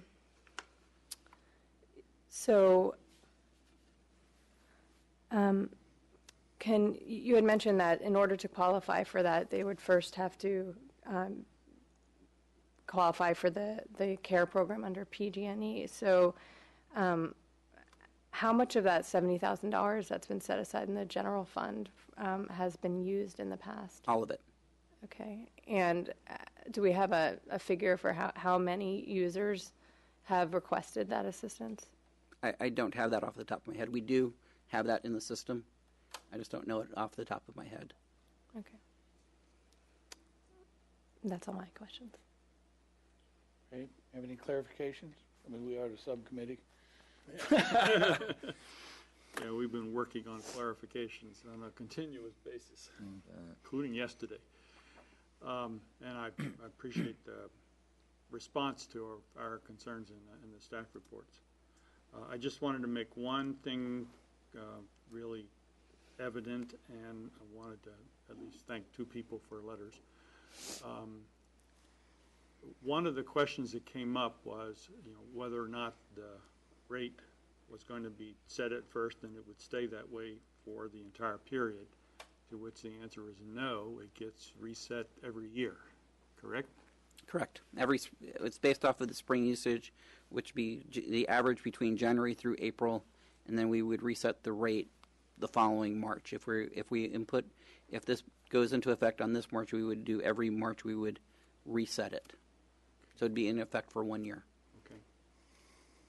I just want to make sure that was clear. And I just wanted to acknowledge two exceptional letters that council received, which we took very seriously. One from former Mayor Clara Johnson, and the other from former Planning Director Carol Nelson. Both raised a lot of important issues, and we've tried our darndest to respond as best we can. But they were very helpful in getting us to think through what we needed to clarify. Okay.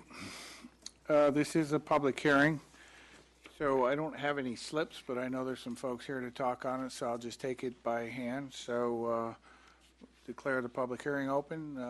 Anybody wish to speak on this matter? Just raise your hand and come on forward. Come on up. Just give us your name for the record, please. Do you need the flyer part for your No. Okay. Good evening. My name is Alex Perez. Is that better now? Yeah. Just Okay. pull it down. Okay, there we go. Yeah. All right. Yeah. Hi there. So we live over at Altamar on the Ridge on Elfin Court. And one thing I want to point out, you were here because of the water rate increase. And the reason why there are not more members from Altamar here today is partly because we've basically assumed that our board of directors would be handling these issues for us. And of all things, they're having a meeting right now today about other issues, which, and they should really be here addressing what I consider to be an important topic. So this morning, my partner, Camelia, is running for a board seat on Altamar, and she has been getting support from a lot of members, and we've emailed a bunch of residents there telling them what was going on, and they said, well, I cannot make it. Either I go to the board meeting or I come here.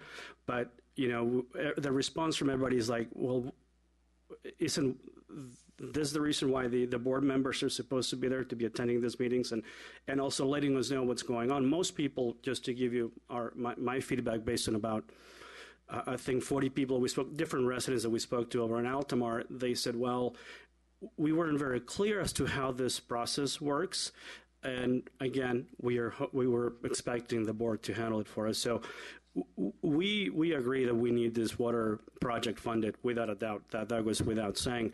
But when we looked at the rate structure that was set in, we feel that it's a bit punitive towards the residential side of the usage, because if you look at the cost base, you go up to about 10 units, and the cost of the 10 units is basically $35.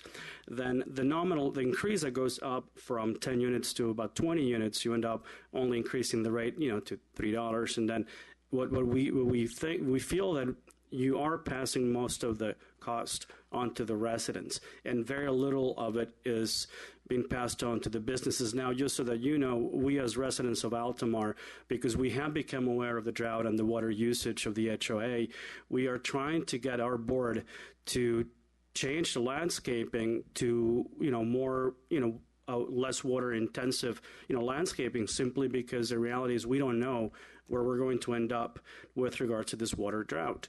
And so just to give you some heads up, if the two board members are running up at Altamar, they would want to implement water reduction systems at the ridge. So I understand that has a dynamic impact on how you deal with the financing, and should be taken into account. But right now, the $35 cost base that we see for the residents, we feel that it's a bit, you're putting most of the burden on us, and that's pretty much why I came here. But I have a background in municipal bond trading way back when in the 90s, and with regards to projects like this, it totally makes more sense, especially in this kind of environment where you can borrow at a much more cost-effective way to definitely take the funds right now and finance the project over the long term, especially the way you're thinking about it, which I think is very smart,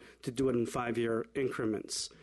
But anyway, that was something I didn't necessarily want to come and talk about, but there it is. So those are my thoughts. And with regards to the number of people who are not necessarily okay with this, is it too late for them to send emails or letters to you guys expressing their fact that they're not necessarily happy with how you're putting together this rate from Altamar at the Ridge, or is it still open for debate?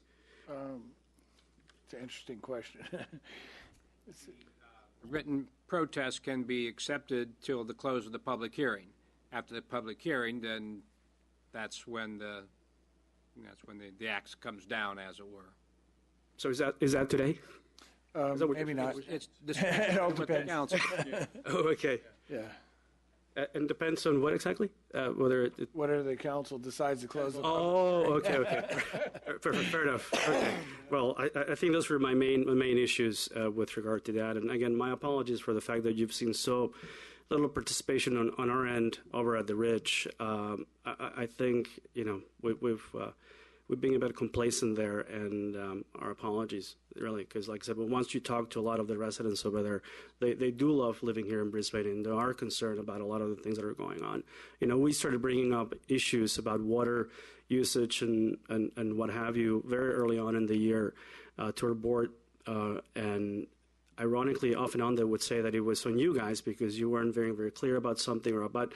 Anyway, it's a different story, but we definitely, have been concerned about, what's going on in Brisbane in general. Thank you. Thank you, Alejandro. Anybody else wish to speak? Michelle?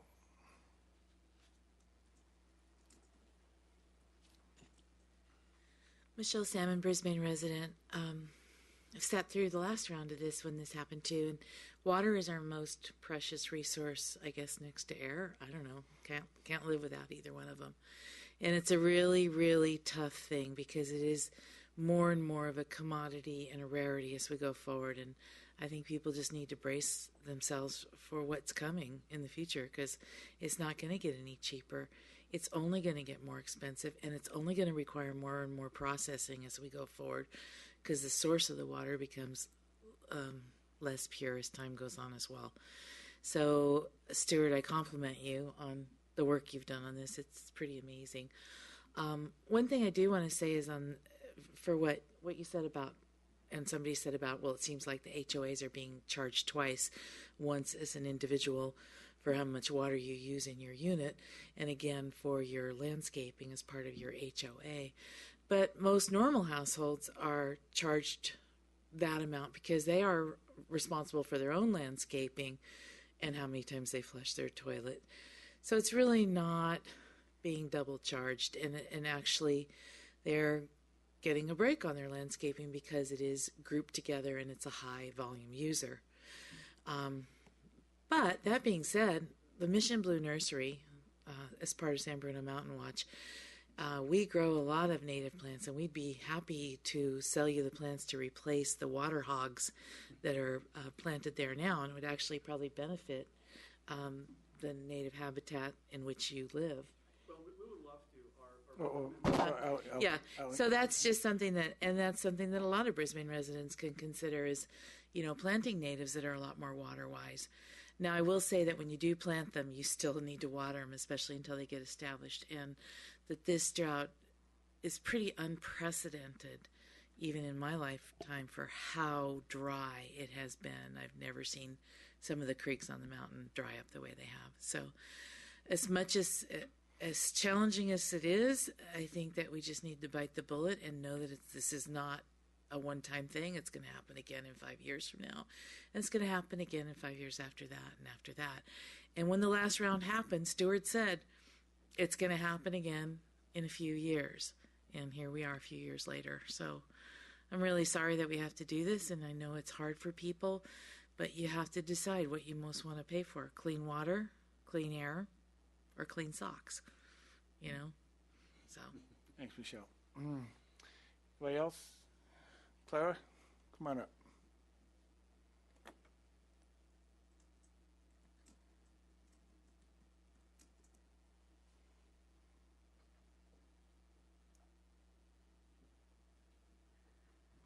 I said about all I wanted to say, and I appreciate the answer in my letter, and I appreciate the answers that were given and explanation. To follow up on Michelle's comments, I agree with her that although it appears that the HOA members, if the HOA is one ratepayer, each of the three HOAs, then you're dividing a fee of like $65 among all the members of the HOA. So that, and her comment also about how the other people are, paying for their own landscaping within their own personal meter. I just thought I'd like to back up what she said. I don't know whether the gentleman who spoke before me, who referred to the burden being on the residents, I don't know if that's true or not. I do know that I'm a 6 or 7 unit per 2-month period person, and the $200 a year on a flat rate that Stuart said it would cost if it were done that way per year would yield a $33.33 payment, which if you look at your chart, people up to 9 units per bi-monthly cycle are paying just a little bit below that. So it looks, it's not really that different. I mean, for someone who's 6 or 7 units is pretty low,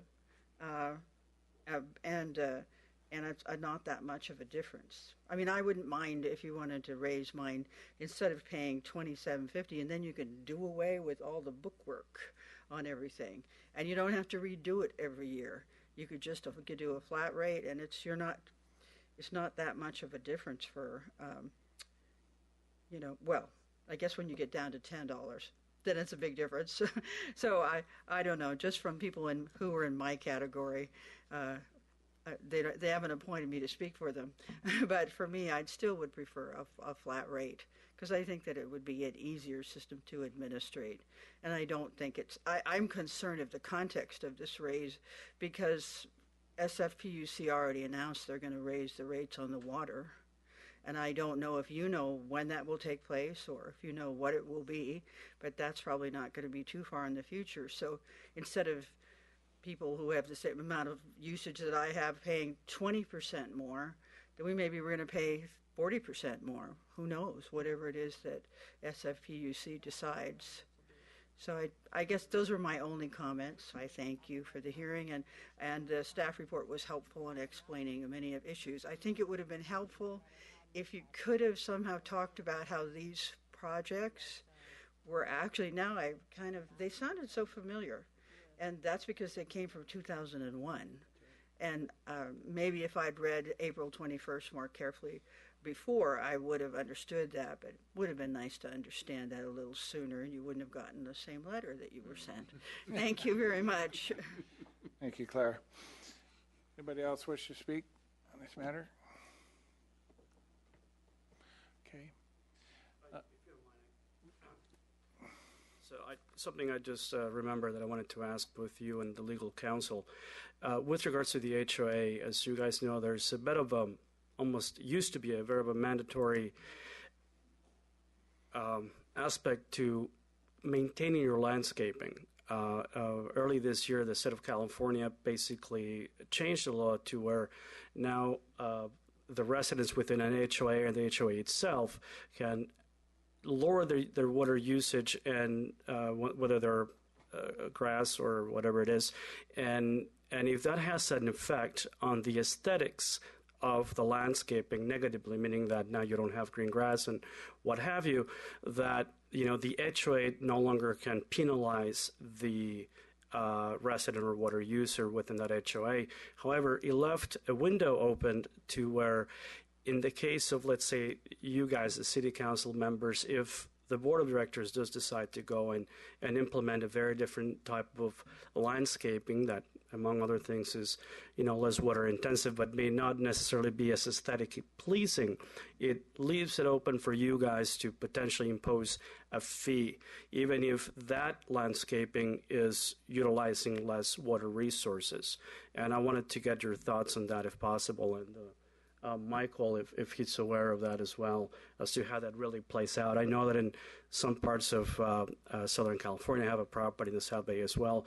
We have that issue where we've had to get waivers directly from the city to where they said, no, you know what, it's okay, maybe your landscaping is not as pretty anymore, but you are reducing water, so we're not going to penalize you.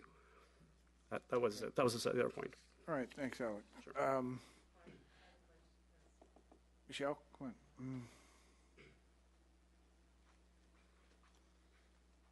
I just want to make it clear that this situation with these HOAs is a little bit different than a normal HOA and CCNRs, in that these 3 HOAs, are in an endangered species habitat and come under the Habitat Conservation Plan rules and regulations. So there is a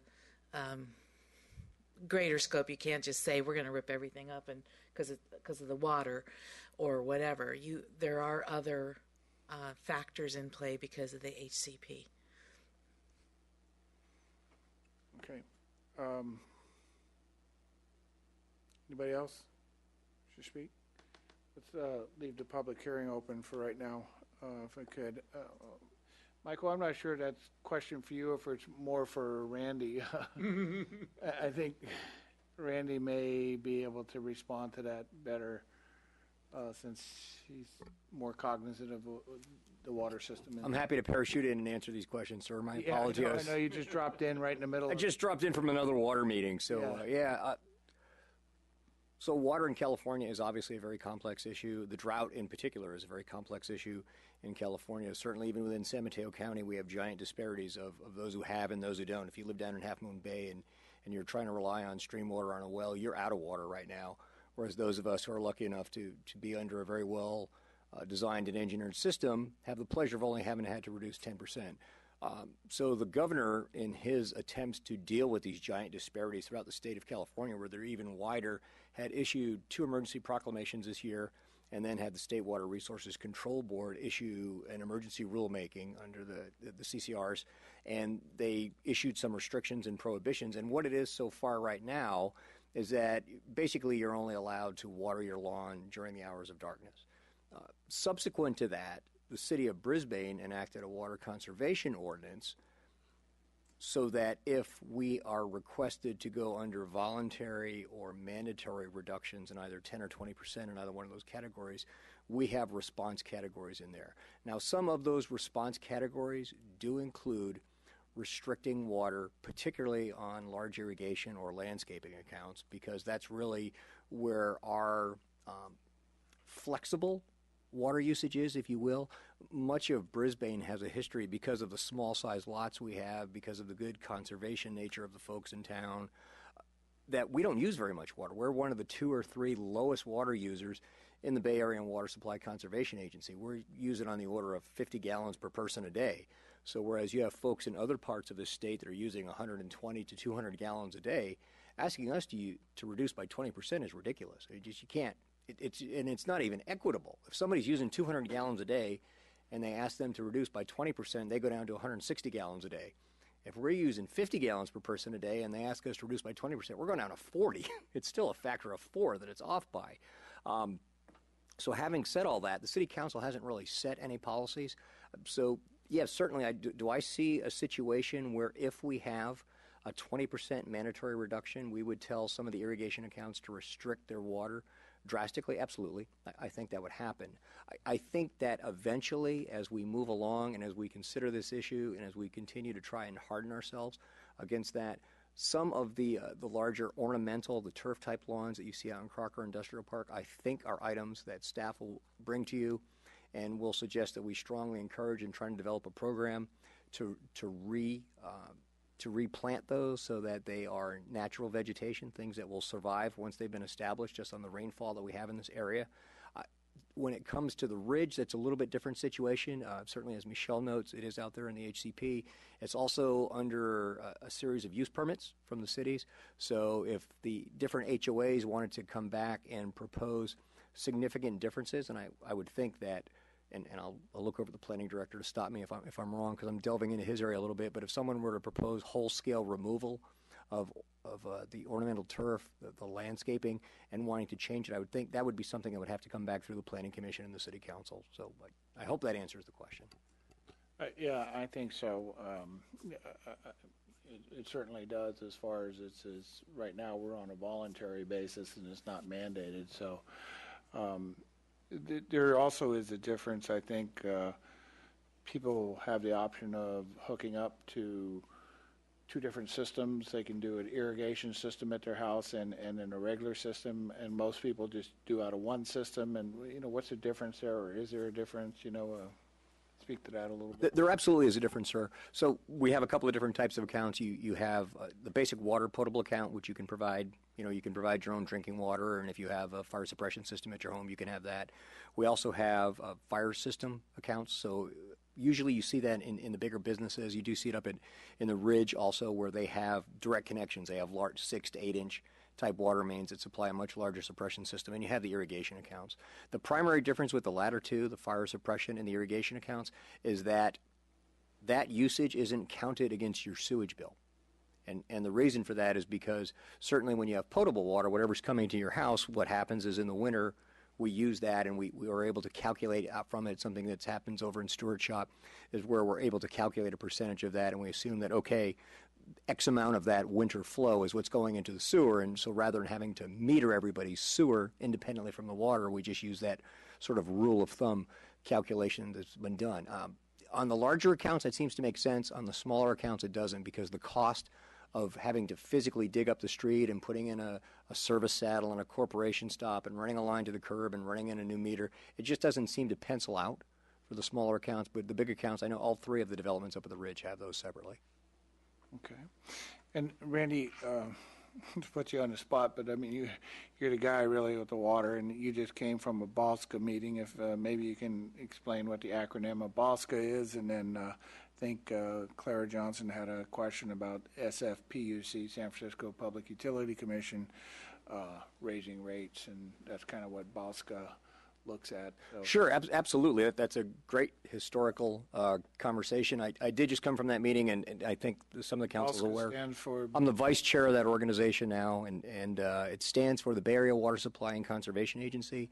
It was formerly the Bay Area Water Utilities Association. It was formed about 11 years ago, and primarily BOSCA was formed under state law because we were finding that SFPUC could not generate the inertia to develop and put forth rate increases within their own city to fund the obligation bonds that were necessary to conduct a water supply improvement program, a capital improvement program. So state law created BOSCA. It required SFPUC to develop the WSIP, and it gave a couple of agencies oversight authority on them. And that's really one of the primary and the biggest things that organization does is we manage that. We make sure that water supply is going to be reliable. A lot of their systems date back 100 years, and they haven't really been touched in that time. And so we've been working on that. As Clara notes, the SFPUC is planning to do a rate change. I don't recall off the top of my head if it's a rate increase or a decrease. It's not a terribly complicated way in which they do it, but the way the SFPUC calculates what your rate is going to be is they get to X point in time, and then they look back a year, and they say, okay, it cost us this much money to deliver that water to you for a time period. So they know that over a year it cost X. They divide it by the number of units, and then they say that's what the cost should have been, so that's what your cost will be next year. And then they also have what they call a balancing account in there, which is where it starts to get a little complicated. So in order to cut off the highs and the lows, they use this account where they put money aside, and sometimes we have good years where we pay them. It's a good year in the sense that we pay them too much. So next year, instead of it going into our rates, they take it out. But it's always looking backwards and then applying it to what the agencies, like for instance, Brisbane and GVMID, tell SFPUC, the San Francisco Public Utilities Commission, what we're going to buy quantity-wise. Because what could happen is, just call it widgets or whatever, buckets of water. Let's just use that. Last year, we could have bought 100 buckets of water.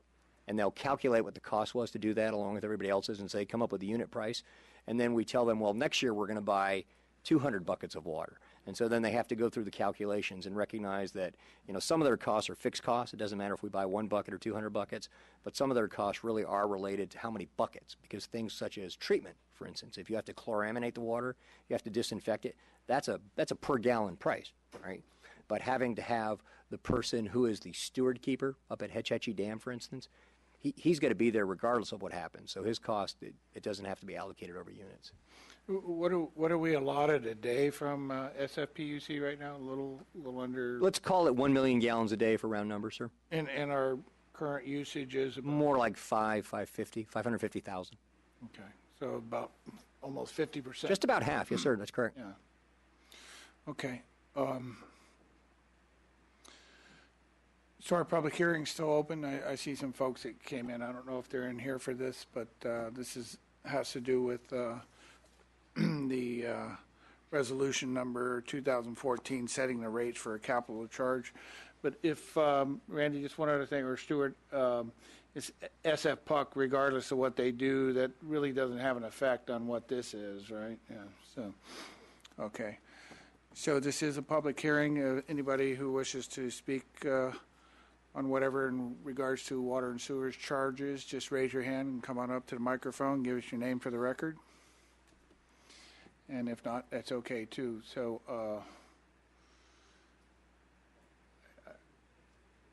I think we did have a request maybe to keep the public hearing open so that people can put in letters of protest or whatever, if we choose to do that, or we close the public hearing and then that cuts that off. So I guess I'd ask the council, what's your pleasure on that? Do you allow to keep the public hearing open and not make a decision tonight and then come back? And I guess maybe asking staff when, since this is a bond issue and we've kind of gone through all the bonding documents and everything like that, when would we have to approve this to go forward? This is not going to hit until the March bill, so if you wait until your December 18th meeting, it won't impact the bond issues. We're not going to bring back the final bond documents, I think, until early, sometime during next year.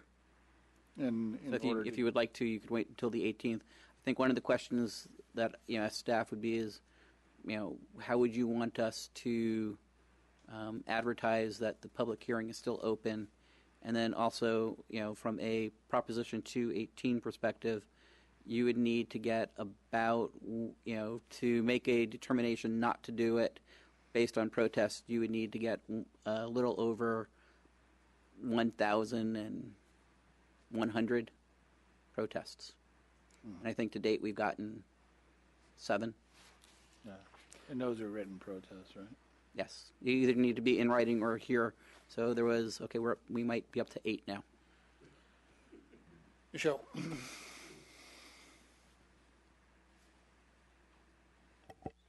I really think you're just prolonging the inevitable unless you really have a different idea for how to address this. So you might as well just go ahead and get it done because you've got a lot of other stuff on your plate. That's my opinion. Thank you. Mr. Mayor, I have a question. Yeah, go ahead.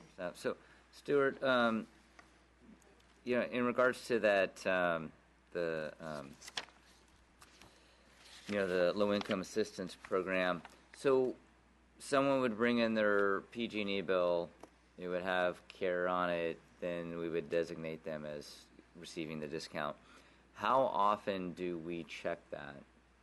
We've gone to a method where we check every 2 years. Every 2 years. Okay, so if someone is unemployed, they might receive the benefit, and then a few months later they might get a job. They're no longer... Well, then I hope they would tell us. Yes, okay. So you do it every 2 years? Yes, we ask for a verification. We send out a verification letter every 2 years. Okay. So if you did it every year, how complicated would that be? It would just, I think part of that is just the number of people who need to come in and verify it. It's more of a hassle for them than it is for us. Okay, and And what it's just, percentage? it's a challenge for, it's a challenge for people. What percentage of the amount of users is in that category? Yeah, I was looking for Betsy to see if she could all help me. I could let you know that tomorrow. So we're out of a $4 million revenue source. It's $70,000. Okay, so it's very small then. All Not right. a very large number of people. But are there more people who request it than is No. available for funding? No, anybody who has care does get it, and then we just increase the amount of money that we put from the general fund into the program. It's not based on the budget of how much people get. It's how much people get is what we move from the general fund. And on the last year it was 70,000. We're not looking at raising those rates, so I'd anticipate it's going to be close to that same 70,000 this year. I would recommend closing the public hearing and having council discussion. Okay, any of the folks that just came in, do you wish to say anything to the council in regards to this?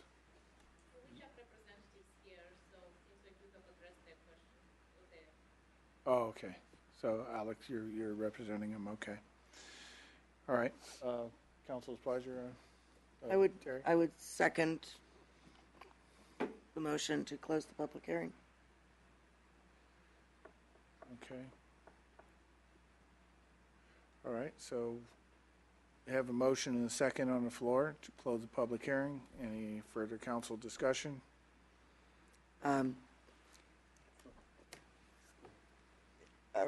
Are we going to discuss it after we close the public hearing, or is this the discussion to decide if we're closing the public hearing? No, I mean, a motion is that we're going to close the public hearing. We put a motion on, and we approve that motion, and the public hearing closed. Right. Now, if you want to leave it open during our discussion, we could do that too. So it's kind of a council's pleasure. Yeah. It's kind of a legal question, so to just make sure we're clear. The mayor knows because he's been through this before, but if we close the public hearing, and after we have the conversation and we decide maybe we want to continue it to the 18th, we can open the public hearing on the 18th, right?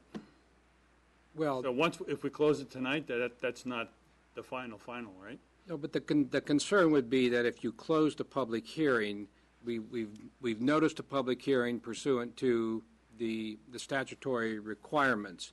I would be concerned that if you reopen the public hearing, as it were, then we hadn't given the 45-day notice for that second public hearing, and I'm not saying it would be wrong, but it would open a door that I'd rather you not open. Okay, from a Prop 218 point of view, then, if we wanted to let people have more time before we make our final Then I would not- decision, it would be better not to close the public hearing. That's correct. If you So- think we can that stop you're going to discussion. want to have further discussion about the item before you make a decision, I would recommend you keep the public hearing open, just so we don't run into a Prop 218 issue. That's fine. So then, Mr. Mayor, I would request that rather than act on this motion, we just sort of discuss, are we really ready to move ahead, tonight? Discuss that first, and if we are ready to move ahead, then we Close can it. act on the motion to close it. Mm-hmm. That's fine. Okay. Agreed. So we do have the motion on the table, so, Lori? I agree with that approach. And so you're asking me for my comments on the underlying issue now? Okay. I appreciate the public comments that came in and the staff responses. I did want to note in response to Michelle's comment about the request that the HOAs consider drought-resistant native plants. Just to let you know, at Landmark, the HOA has reached out to Mountain Watch through my husband, Ray, and he had Ken McIntyre come to a meeting, and along with, I think, Lawrence, and they talked about some, proposals for what types of plants that they would recommend putting in. So there is definitely a conversation and a conscious consideration of putting in native drought-resistant plants at the ridge. It's interesting that I live at Landmark, and I wasn't even aware of this from the HOA. I haven't received any notification, even though my husband is on the board. So I'm not sure how much communication there has been. I don't know if the HOA manager has, relayed the letter that came in to the board members, or if it just never got through the residents. So, but it sounds like at Altamar it has. But nonetheless, I did the math, and the HOA, each HOA will be charged $65 bi-monthly. That's like almost $400 a year, split among all of the residents. So, it's for the landscaping in the front of their houses and on the sides and the common areas at Landmark, at least. And so, it is an additional cost, but I can see how it's not overly burdensome because it is shared among all of the residents. But it is something that the HOAs will have to consider in how they want to pass that cost along to the residents. But these improvements need to be made, and I think that the subcommittee took a lot of time in thinking about how to make it make the most sense and be distributed among the users. So I feel comfortable moving forward. Oh, I did have one other request though, with respect to the low income program. I would ask that we monitor whether we need more funds to go into that program. Because if it's $70,000 a year and that's already being used up for the the regular rates, if we add these fees on top of that, I'm sure there's going to be more people impacted. So we might want to consider in the future, adding to that fund to see if more residents might need assistance for their rates that they're paying. And also, I guess that one question to the subcommittee is, if we were to exempt the low-income residents from this fee, how would that affect the whole fee? What would the dollar amount be that would then need to be reapportioned to other users? That's something we never really broached. Actually, we did talk about having lower fees. We were kind of split on that a bit because we would kind of recalculate everything. And Stuart, I guess I'll let you. We wouldn't apportion it to other users. What we would just do is increase the subsidy from the general fund to cover the difference. So, okay. I mean, it's just, the $70,000 is what we used last year. Whatever we use this year will be what the subsidy is this year. The low-income rate assistance program doesn't have a dollar cap to it. It just has we do charge some money, so there is an incentive for people to conserve. But, if we need more than $70,000, we'll make a transfer. I'll let City Council know at the time that we, to do a budget adjustment if we need to. Okay. Yeah. Just so you know, that when we set the low-income rate, I think back early, I think it was in the 90s we started it, but from the 2000s, they haven't really had a raise at all in water rates, and so now they're receiving, I think, what is it, a 40%? It's a 40% discount from everybody else. It's significant. And so, moving forward, if you're connected to the system, that's what this is, and you have to really take a look at that. That I think getting quite a subsidy already. So. Okay. Ray? Yeah, we did discuss the issue of a senior discount versus a low-income discount, and it was our view that the discount that made the most sense is for people with lower incomes. Mm-hmm. And that was our view, and that's our recommendation.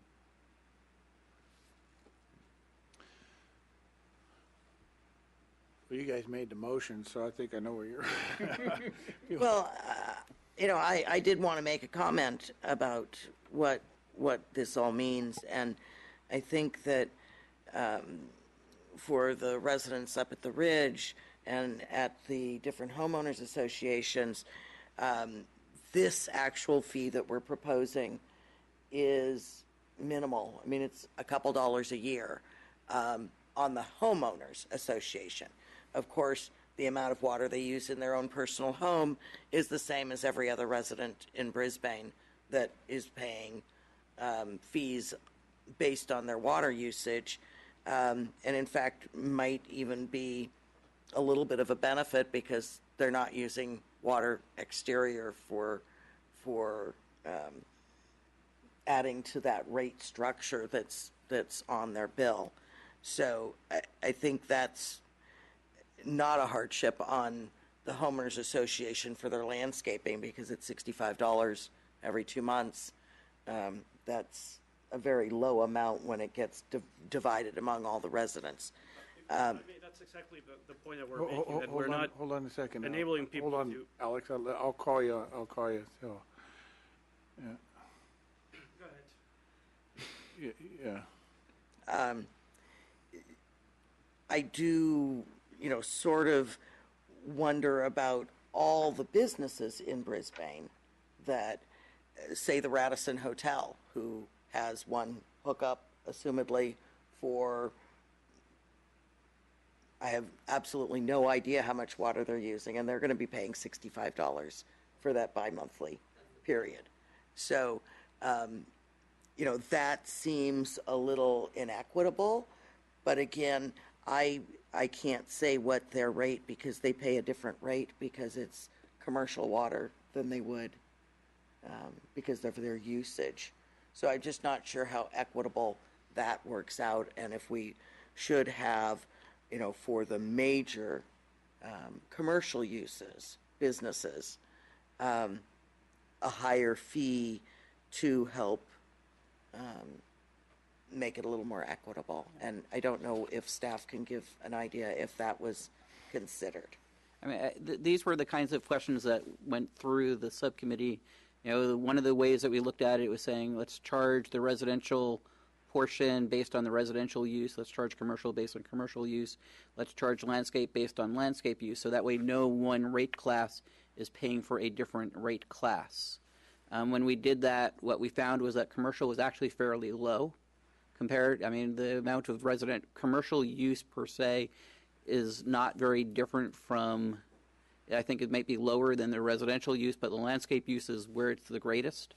And, the landscape use is greatest because of the HOAs and the city. So what you would do is you would have a disproportionately large amount of money being charged to the HOAs and to the city. So therefore, all the residents in the city would be picking it up through the taxes that the city has that were being paid into the city, and all the HOAs would be picking up a higher rate because the landscape being 35 to 40% of the overall use of the system. And that was when the subcommittee said, okay, let's try to find a different method than splitting it between residential, commercial, and landscape. The challenge is if you say we're going to charge one type of business more than another type of business, then their argument will be well, you're not charging all the users who are in the same rate class, same boat, the same amount, so therefore it's an unfair rate, and they would be able to challenge it on that. So these were the kinds of questions that were explored at the subcommittee. And I think that's why it took them probably close to a year to come back to you. I mean, the budget was adopted in June of 2013, and it took till April of 2014 to find a rate structure that they thought was reasonable enough to bring back to the council. I think that may have been 4 or 5 meetings worth of meetings to go through this process. That's my best answer. What about you guys?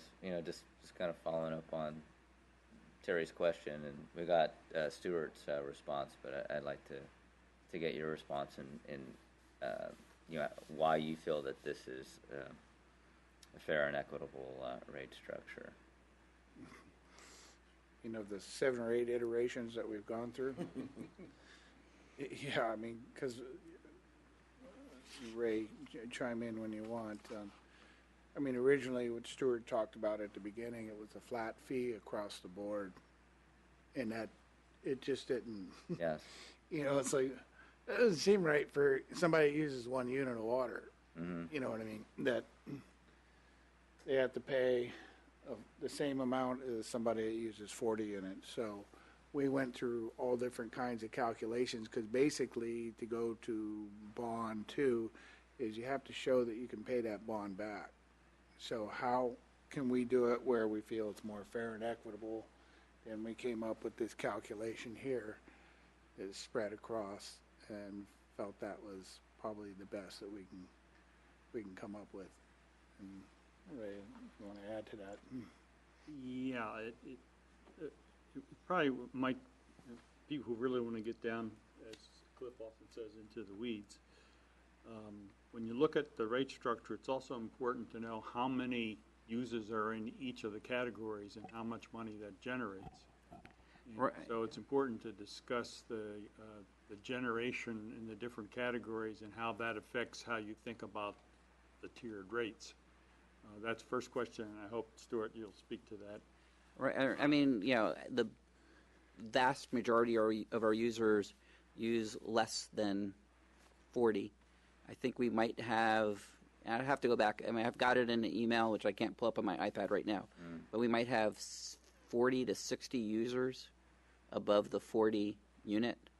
So if you were to try and change that, you're not really creating a very large dollar amount. That would have been helpful, to have that extra. Well, and that's the information. I mean, that's the information we went through with the subcommittee, and we provided to the subcommittee. That's the reason why they came up with that.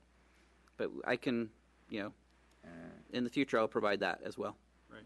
And we were, the second thing, we were conscious of, being careful about the implications for the homeowners association. So that was one of the reasons we, like you were just saying, that it's a relatively small amount for that particular charge. But then we also thought of the hotels, and of course, they also pay the transit occupancy tax, which is quite substantial. So that's in another category.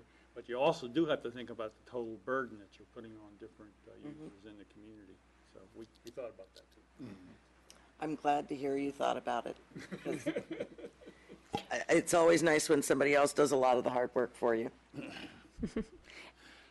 So, if I could, can I take Of course. Alex's question? Alex, you had something you wanted to say. I think you've kind of answered my question, which is why we came here, because we didn't quite understand why the fee was levied the way that it was. Obviously, Stuart here just answered my question. We don't really have enough business customers in Brisbane on which to levy a different fee structure that would then enable, really the residents to take perhaps a more subsidized rate. And I understand that. I thought that might be the logic around it, but we didn't see it on our letter. We didn't see the numbers. The only point that we are also trying to make here, of course, is that we do want to emphasize the fact that, like I said from the very beginning, we want you guys to have the money to pay for it, but we also want to make sure that any of the businesses, or be it us, the HOAs at Altamar or all over on the ridge, that if we don't do anything to conserve more water, then I think it would have been everybody's best interest to say, well, then we should charge them a little bit more. And that's really what we're trying to say as well, that if you are using more and more water, that's the bottom line, you should pay more. And part of the reason why I came here is my company has a water infrastructure investment over $2 billion now throughout the world on transportation of water. And we're a private equity firm. We don't allocate those kind of resources just because we think it's a flimsy investment. I can assure you that in most parts of the planet, people are responding to a water scarcity like you have no idea. And this is one investment which I hope and pray that we just write it off, that we just, we really get back to having more normal weather and rain patterns, really, because I'd rather do that, because the impact on all of us is going to be tremendous. And that's why I'm just trying to see a community that proactively says, you know what, yes, absolutely. Well, if it's a business, or if it's, like the HOA or some other businesses who are watering their lawns or doing whatever they feel they need to do, when they're using more water at a time when we have a drought problem, that the members of our city council and the mayor say, you know what, I'm sorry, but you need to change that bad habit of yours and work. And, sometimes, sadly, you have to penalize people in order for them to respond. And that's really partly why we're here. Okay? Could you give us your name for the record, please? Yes, Kamelia Vodimirova, and I live at the Altamar at the Ridge. To expand to Alex's point, one thing that I don't understand is why someone that's using more than 40 units is only paying $65 when a household of 2 people that's using 10 units is paying $35. Why can't the businesses or anyone that's watering their lawn, or whether it's the church, because I see the church in Brisbane right across from the Madhouse Cafe watering the sidewalk every day. I walk past there and I see it. I see a lot of other businesses in the warehouses watering the sidewalk along their lawns. So why should the households of 2 and 3 people pay more than all the businesses and other establishments that are watering lawns and wasting water and using more than 40 units? To me, there should be some type of a proportionate structure. I understand there is a residential water table, commercial water table, and irrigation water table, which is fine. But if someone is using more than 40 units of water, they should be paying at least 4 times more than someone that's using 10 units of water. And if the fee increase for 10 units is $35, then someone that's using more than 40 units should be paying at least 4 times more, because 40 is 4 times 10. So 4 times 10 is 4 times $35, so that's $120. So if you want to have a cap, the establishments that are using more than 40 units should be paying at least $120. Okay, and that applies the same thing for the units that are using $20 to $40. Today you have the cap for them at $50. While again, a residential household of 2 people that's using 10 units of water is paying $35. Well, if someone is using between 20 and 40 units, they should be paying at least 2 times more what the 10-unit household is paying. And 2 times 35 is $70. So the cap shouldn't be 50, it should be 70. So that's what we have problems with, that you have put a really low cap on the high users, and you've really pushed the burden of this water bill on the residential households of 2 to 3 people. So I don't disagree that we should raise money to maintain the infrastructure and provide Brisbane with good quality water, but the way the fee structure is distributed right now is not fair. It's really pushing all the burden on the 2 to 3 people household while allowing all the heavy water users to continue to waste water, primarily through landscaping, through hotels, and all that. The hotels can pass this increase to their customers, and very often these are out-of-town customers. So I don't see why the Brisbane residents should be paying for all the water that is being used in the hotels and all these establishments. So I ask you to consider a proportionate fee increase, and someone that's using more than 40 units of water, and that could be 40 to 60 businesses, they should be paying at least $140 and not $65. The cap of $65 does not make sense. Thank you. Okay, thank you. Alrighty. You know, I do have a question for you guys. Okay. Initially, you said that you guys were looking at that flat rate. You guys, and I don't know if this is possible or not, but did you ever look at a flat rate at a lower quantity of water? You know, kind of like on a per gallon basis, like 3 cents a gallon, and just kind of, where you could apply something like that instead of these larger amounts of water, like a unit. Well, I mean, that would be the second model where you're basing it based on the percentage of water used. And if you do it based on percentage of water used, you're going to be charging the landscape meters the most. And the landscape meters are primarily HOAs and the city. Additionally, if you think about what these projects are, these are projects that are backbone to the overall system. So it's not really based on the amount of water that you use. So the SCADA system isn't based on the amount of water you use. The force main for the sanitary sewer is not based on the amount of water used. The PRVs, the pressure reducing valves, are not based on the amount of water used. So these are really backbone structures, and anybody who would be trying to set the best rate possible would say that the flatter you do for your backbone system, your fixed costs, the better it is. So the challenge that this city has, 30% of its costs are variable, 70% are fixed. The challenge that we have is 70% of our revenue is variable and only 30% is fixed. So the people who are using the most water are in fact paying the most money because they're paying for it through their rates. What the city and the subcommittee was trying to wrestle with was how do you create a relatively flat system where you do give some level of benefit for those who are at the 0 and the 1 users. I mean, the challenge would be is, if you're going to make it proportional based on the amount of water used, would you make a 0 user pay 0? But in fact, they're still getting a benefit from the system. Or would you make a 1 unit, pay 100th less than somebody who's using 100 units in a bi-monthly period? And what the subcommittee, I will say, the subcommittee wrestled with this. We went through probably 5 iterations of a tiered system to try and figure out how do you get the breakpoints correct. Do you say that, that everybody has to pay in something and everybody pays in basically the same because basically everybody needs these backbone kinds of repairs and infrastructure. So those are the challenge. It's a challenging method to try and figure out how do you charge a rate that makes sense, that is compatible with the rules that people aren't supposed to be paying for areas that they're not using.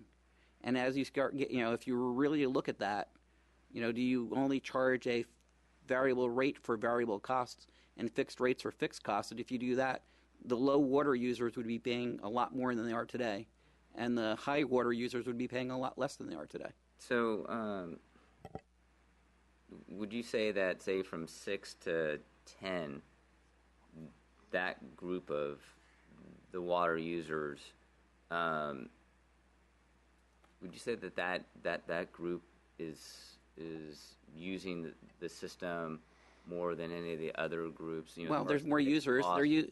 So there are more users in that group. There is more users in that group. Got it. Okay. And that was part of the rationale with this. A lot more. A lot more. Right. Again, not seeing that other column, but that's why you have these hearings, to flesh out those questions and get those answers. Could I? Yeah, go ahead. I'm trying to think through. First of all, I don't want to make the case that we've got the best rate structure that anybody could think of. We struggled, but it doesn't mean we got it right yet. But I do want to remind you that this is a surcharge to pay premiums for bonds. This is not the basic rate structure for water use. Right. Yeah, okay. Just want to make sure we're clear on that. Yeah. And the basic water rate structure does, escalate in the way that you're talking about. What we're talking about now is what's the best way to fund a bond issue. So it's kind of a little bit different conception. And we did try iterations which had, a lot more charge for the upper users. The interesting thing is when you do that, because there's so few of them, relatively speaking,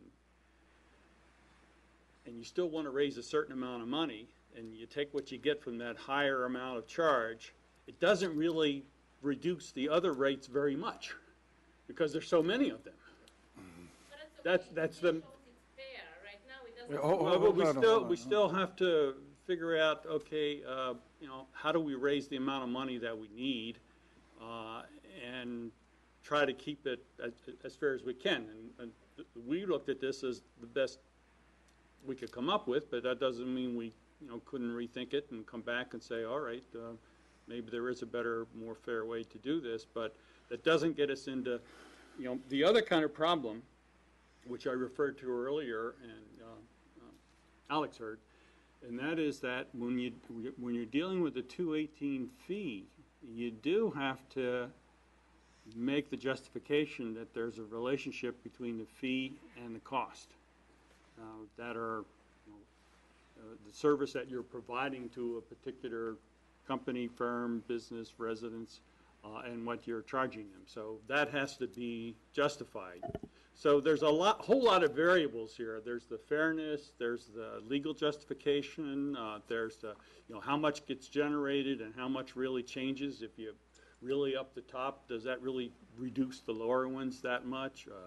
What are the proper ratios? I mean, there's a lot of variables. You're totally right about that. And this is just what we came up with after looking at God knows how many iterations, but that doesn't mean it's the best iteration. And if we could, go back to the Excel sheet and try some more and try different variations and look at all these variables again, because it's not easy to come up with what seems the optimum solution. And keep in mind that if you were going to increase any of the various amounts, you would need to renotice that because, again, folks are presumably have responded based on the numbers that have been given out. And so if the numbers go up, that requires a new hearing, new notice, et cetera. Question. So I noticed there's a charge for even the 0 units of water users. And Stuart, you had said that even the 0 unit users get a benefit from the system. Can you explain that? So we are ready to serve you at any moment in time. So just because you're not using your house this month, that we would base the bill on, doesn't mean you're not going to use your house 2 months from now. So from that perspective, every connection gets a benefit. I mean, you also get a benefit of having the connection to your house. Okay, so those are the vacant Those are the vacant properties. And also, people watch TV, and I got told there are 100 Lyra users. One of my staff was watching, and who knows how many Lyra users there are, and she said there's 100. Okay. That's the number. Thank you. That's the low income. Yes, that is the low-income rate assistance program. So that means They're getting about, on average, $700 each. Okay, great. That's it. How's council wish to proceed? I'm ready to give my comments. Okay. So, I just want to thank everybody who responded and sent in their letters. Your comments and then staff coming back with an answer was very helpful for me in deciding, how to, analyze all this stuff and come up with an idea of, what is going on and what is fair. I also appreciate the 2 letters, one from former Mayor Johnson and former Community Director Nelson. I thought staff did an excellent job of with their presentations to inform everybody, not only here but of course on TV, of this difficult task. And I want to commend both of you guys for just really putting in the effort and becoming very knowledgeable about the situation. It's extremely complicated, and I like how you directed staff to prepare us for tonight's meeting. And so, personally, I don't think that we need to have another night or another meeting to deal with this. I think you guys, the way that you teed it up, and the responses that we've gotten from the community was, I think it put it all together. So, excellent job, and I would be comfortable moving forward as well. Sure. I'm comfortable moving forward. I think that water's the new gold. We all know that. We know we have to conserve it. And, when I look at what I pay in my household, and we try to be very conservative with our water use, it's about $5 a day $5 a month per person that this is going to be impacting us because we use very low water per person in our household. So I think you've done a really good job on trying to make it as fair as you can, and I'm willing to move forward with it. Lori? Well, I already gave my comments, so I'm willing to move forward as well. Okay. Well, we do have a motion and a second on the floor to close the public hearing. It sounds like folks are ready to do that. Ray, you have any comments? No, I think the subcommittee was trying to do its best to come up with the best solution we could figure out, but we're open to, and we wanted full explanation, and I want to second what Cliff said, that I'm really happy with the staff analysis and presentation that really educated everyone as to what the background for this is, and I hope all of that now goes on the website so people can have access to it if they want to be fully informed. And we are open if you want to spend more time, but if you're ready to go, okay. Yes. That's kind of how I feel. I don't know, how do you feel, Fred? Yeah. Whatever, if you want to think about it some more, all right. If you think we've done the best we can under the circumstances, then we can move ahead. I think I've heard 3. Count my fingers. So. Yeah. Yeah.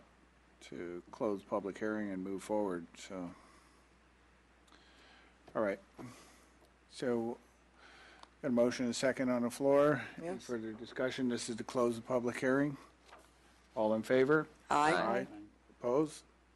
Okay, public hearing is now closed, so council's pleasure on this. Do you wish to adopt resolution number 2014-46, setting the rate for a capital charge for water and sewer services? I would make that motion. Okay. Second.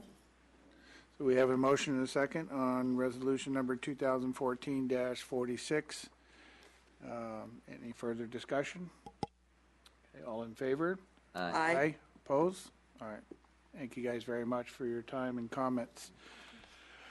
All right, we are at 10:11. We do have quite a old business thing to deal with before us, so we wish to take a little 5-minute break and Yes. Yes, get up please. and rest. Okay.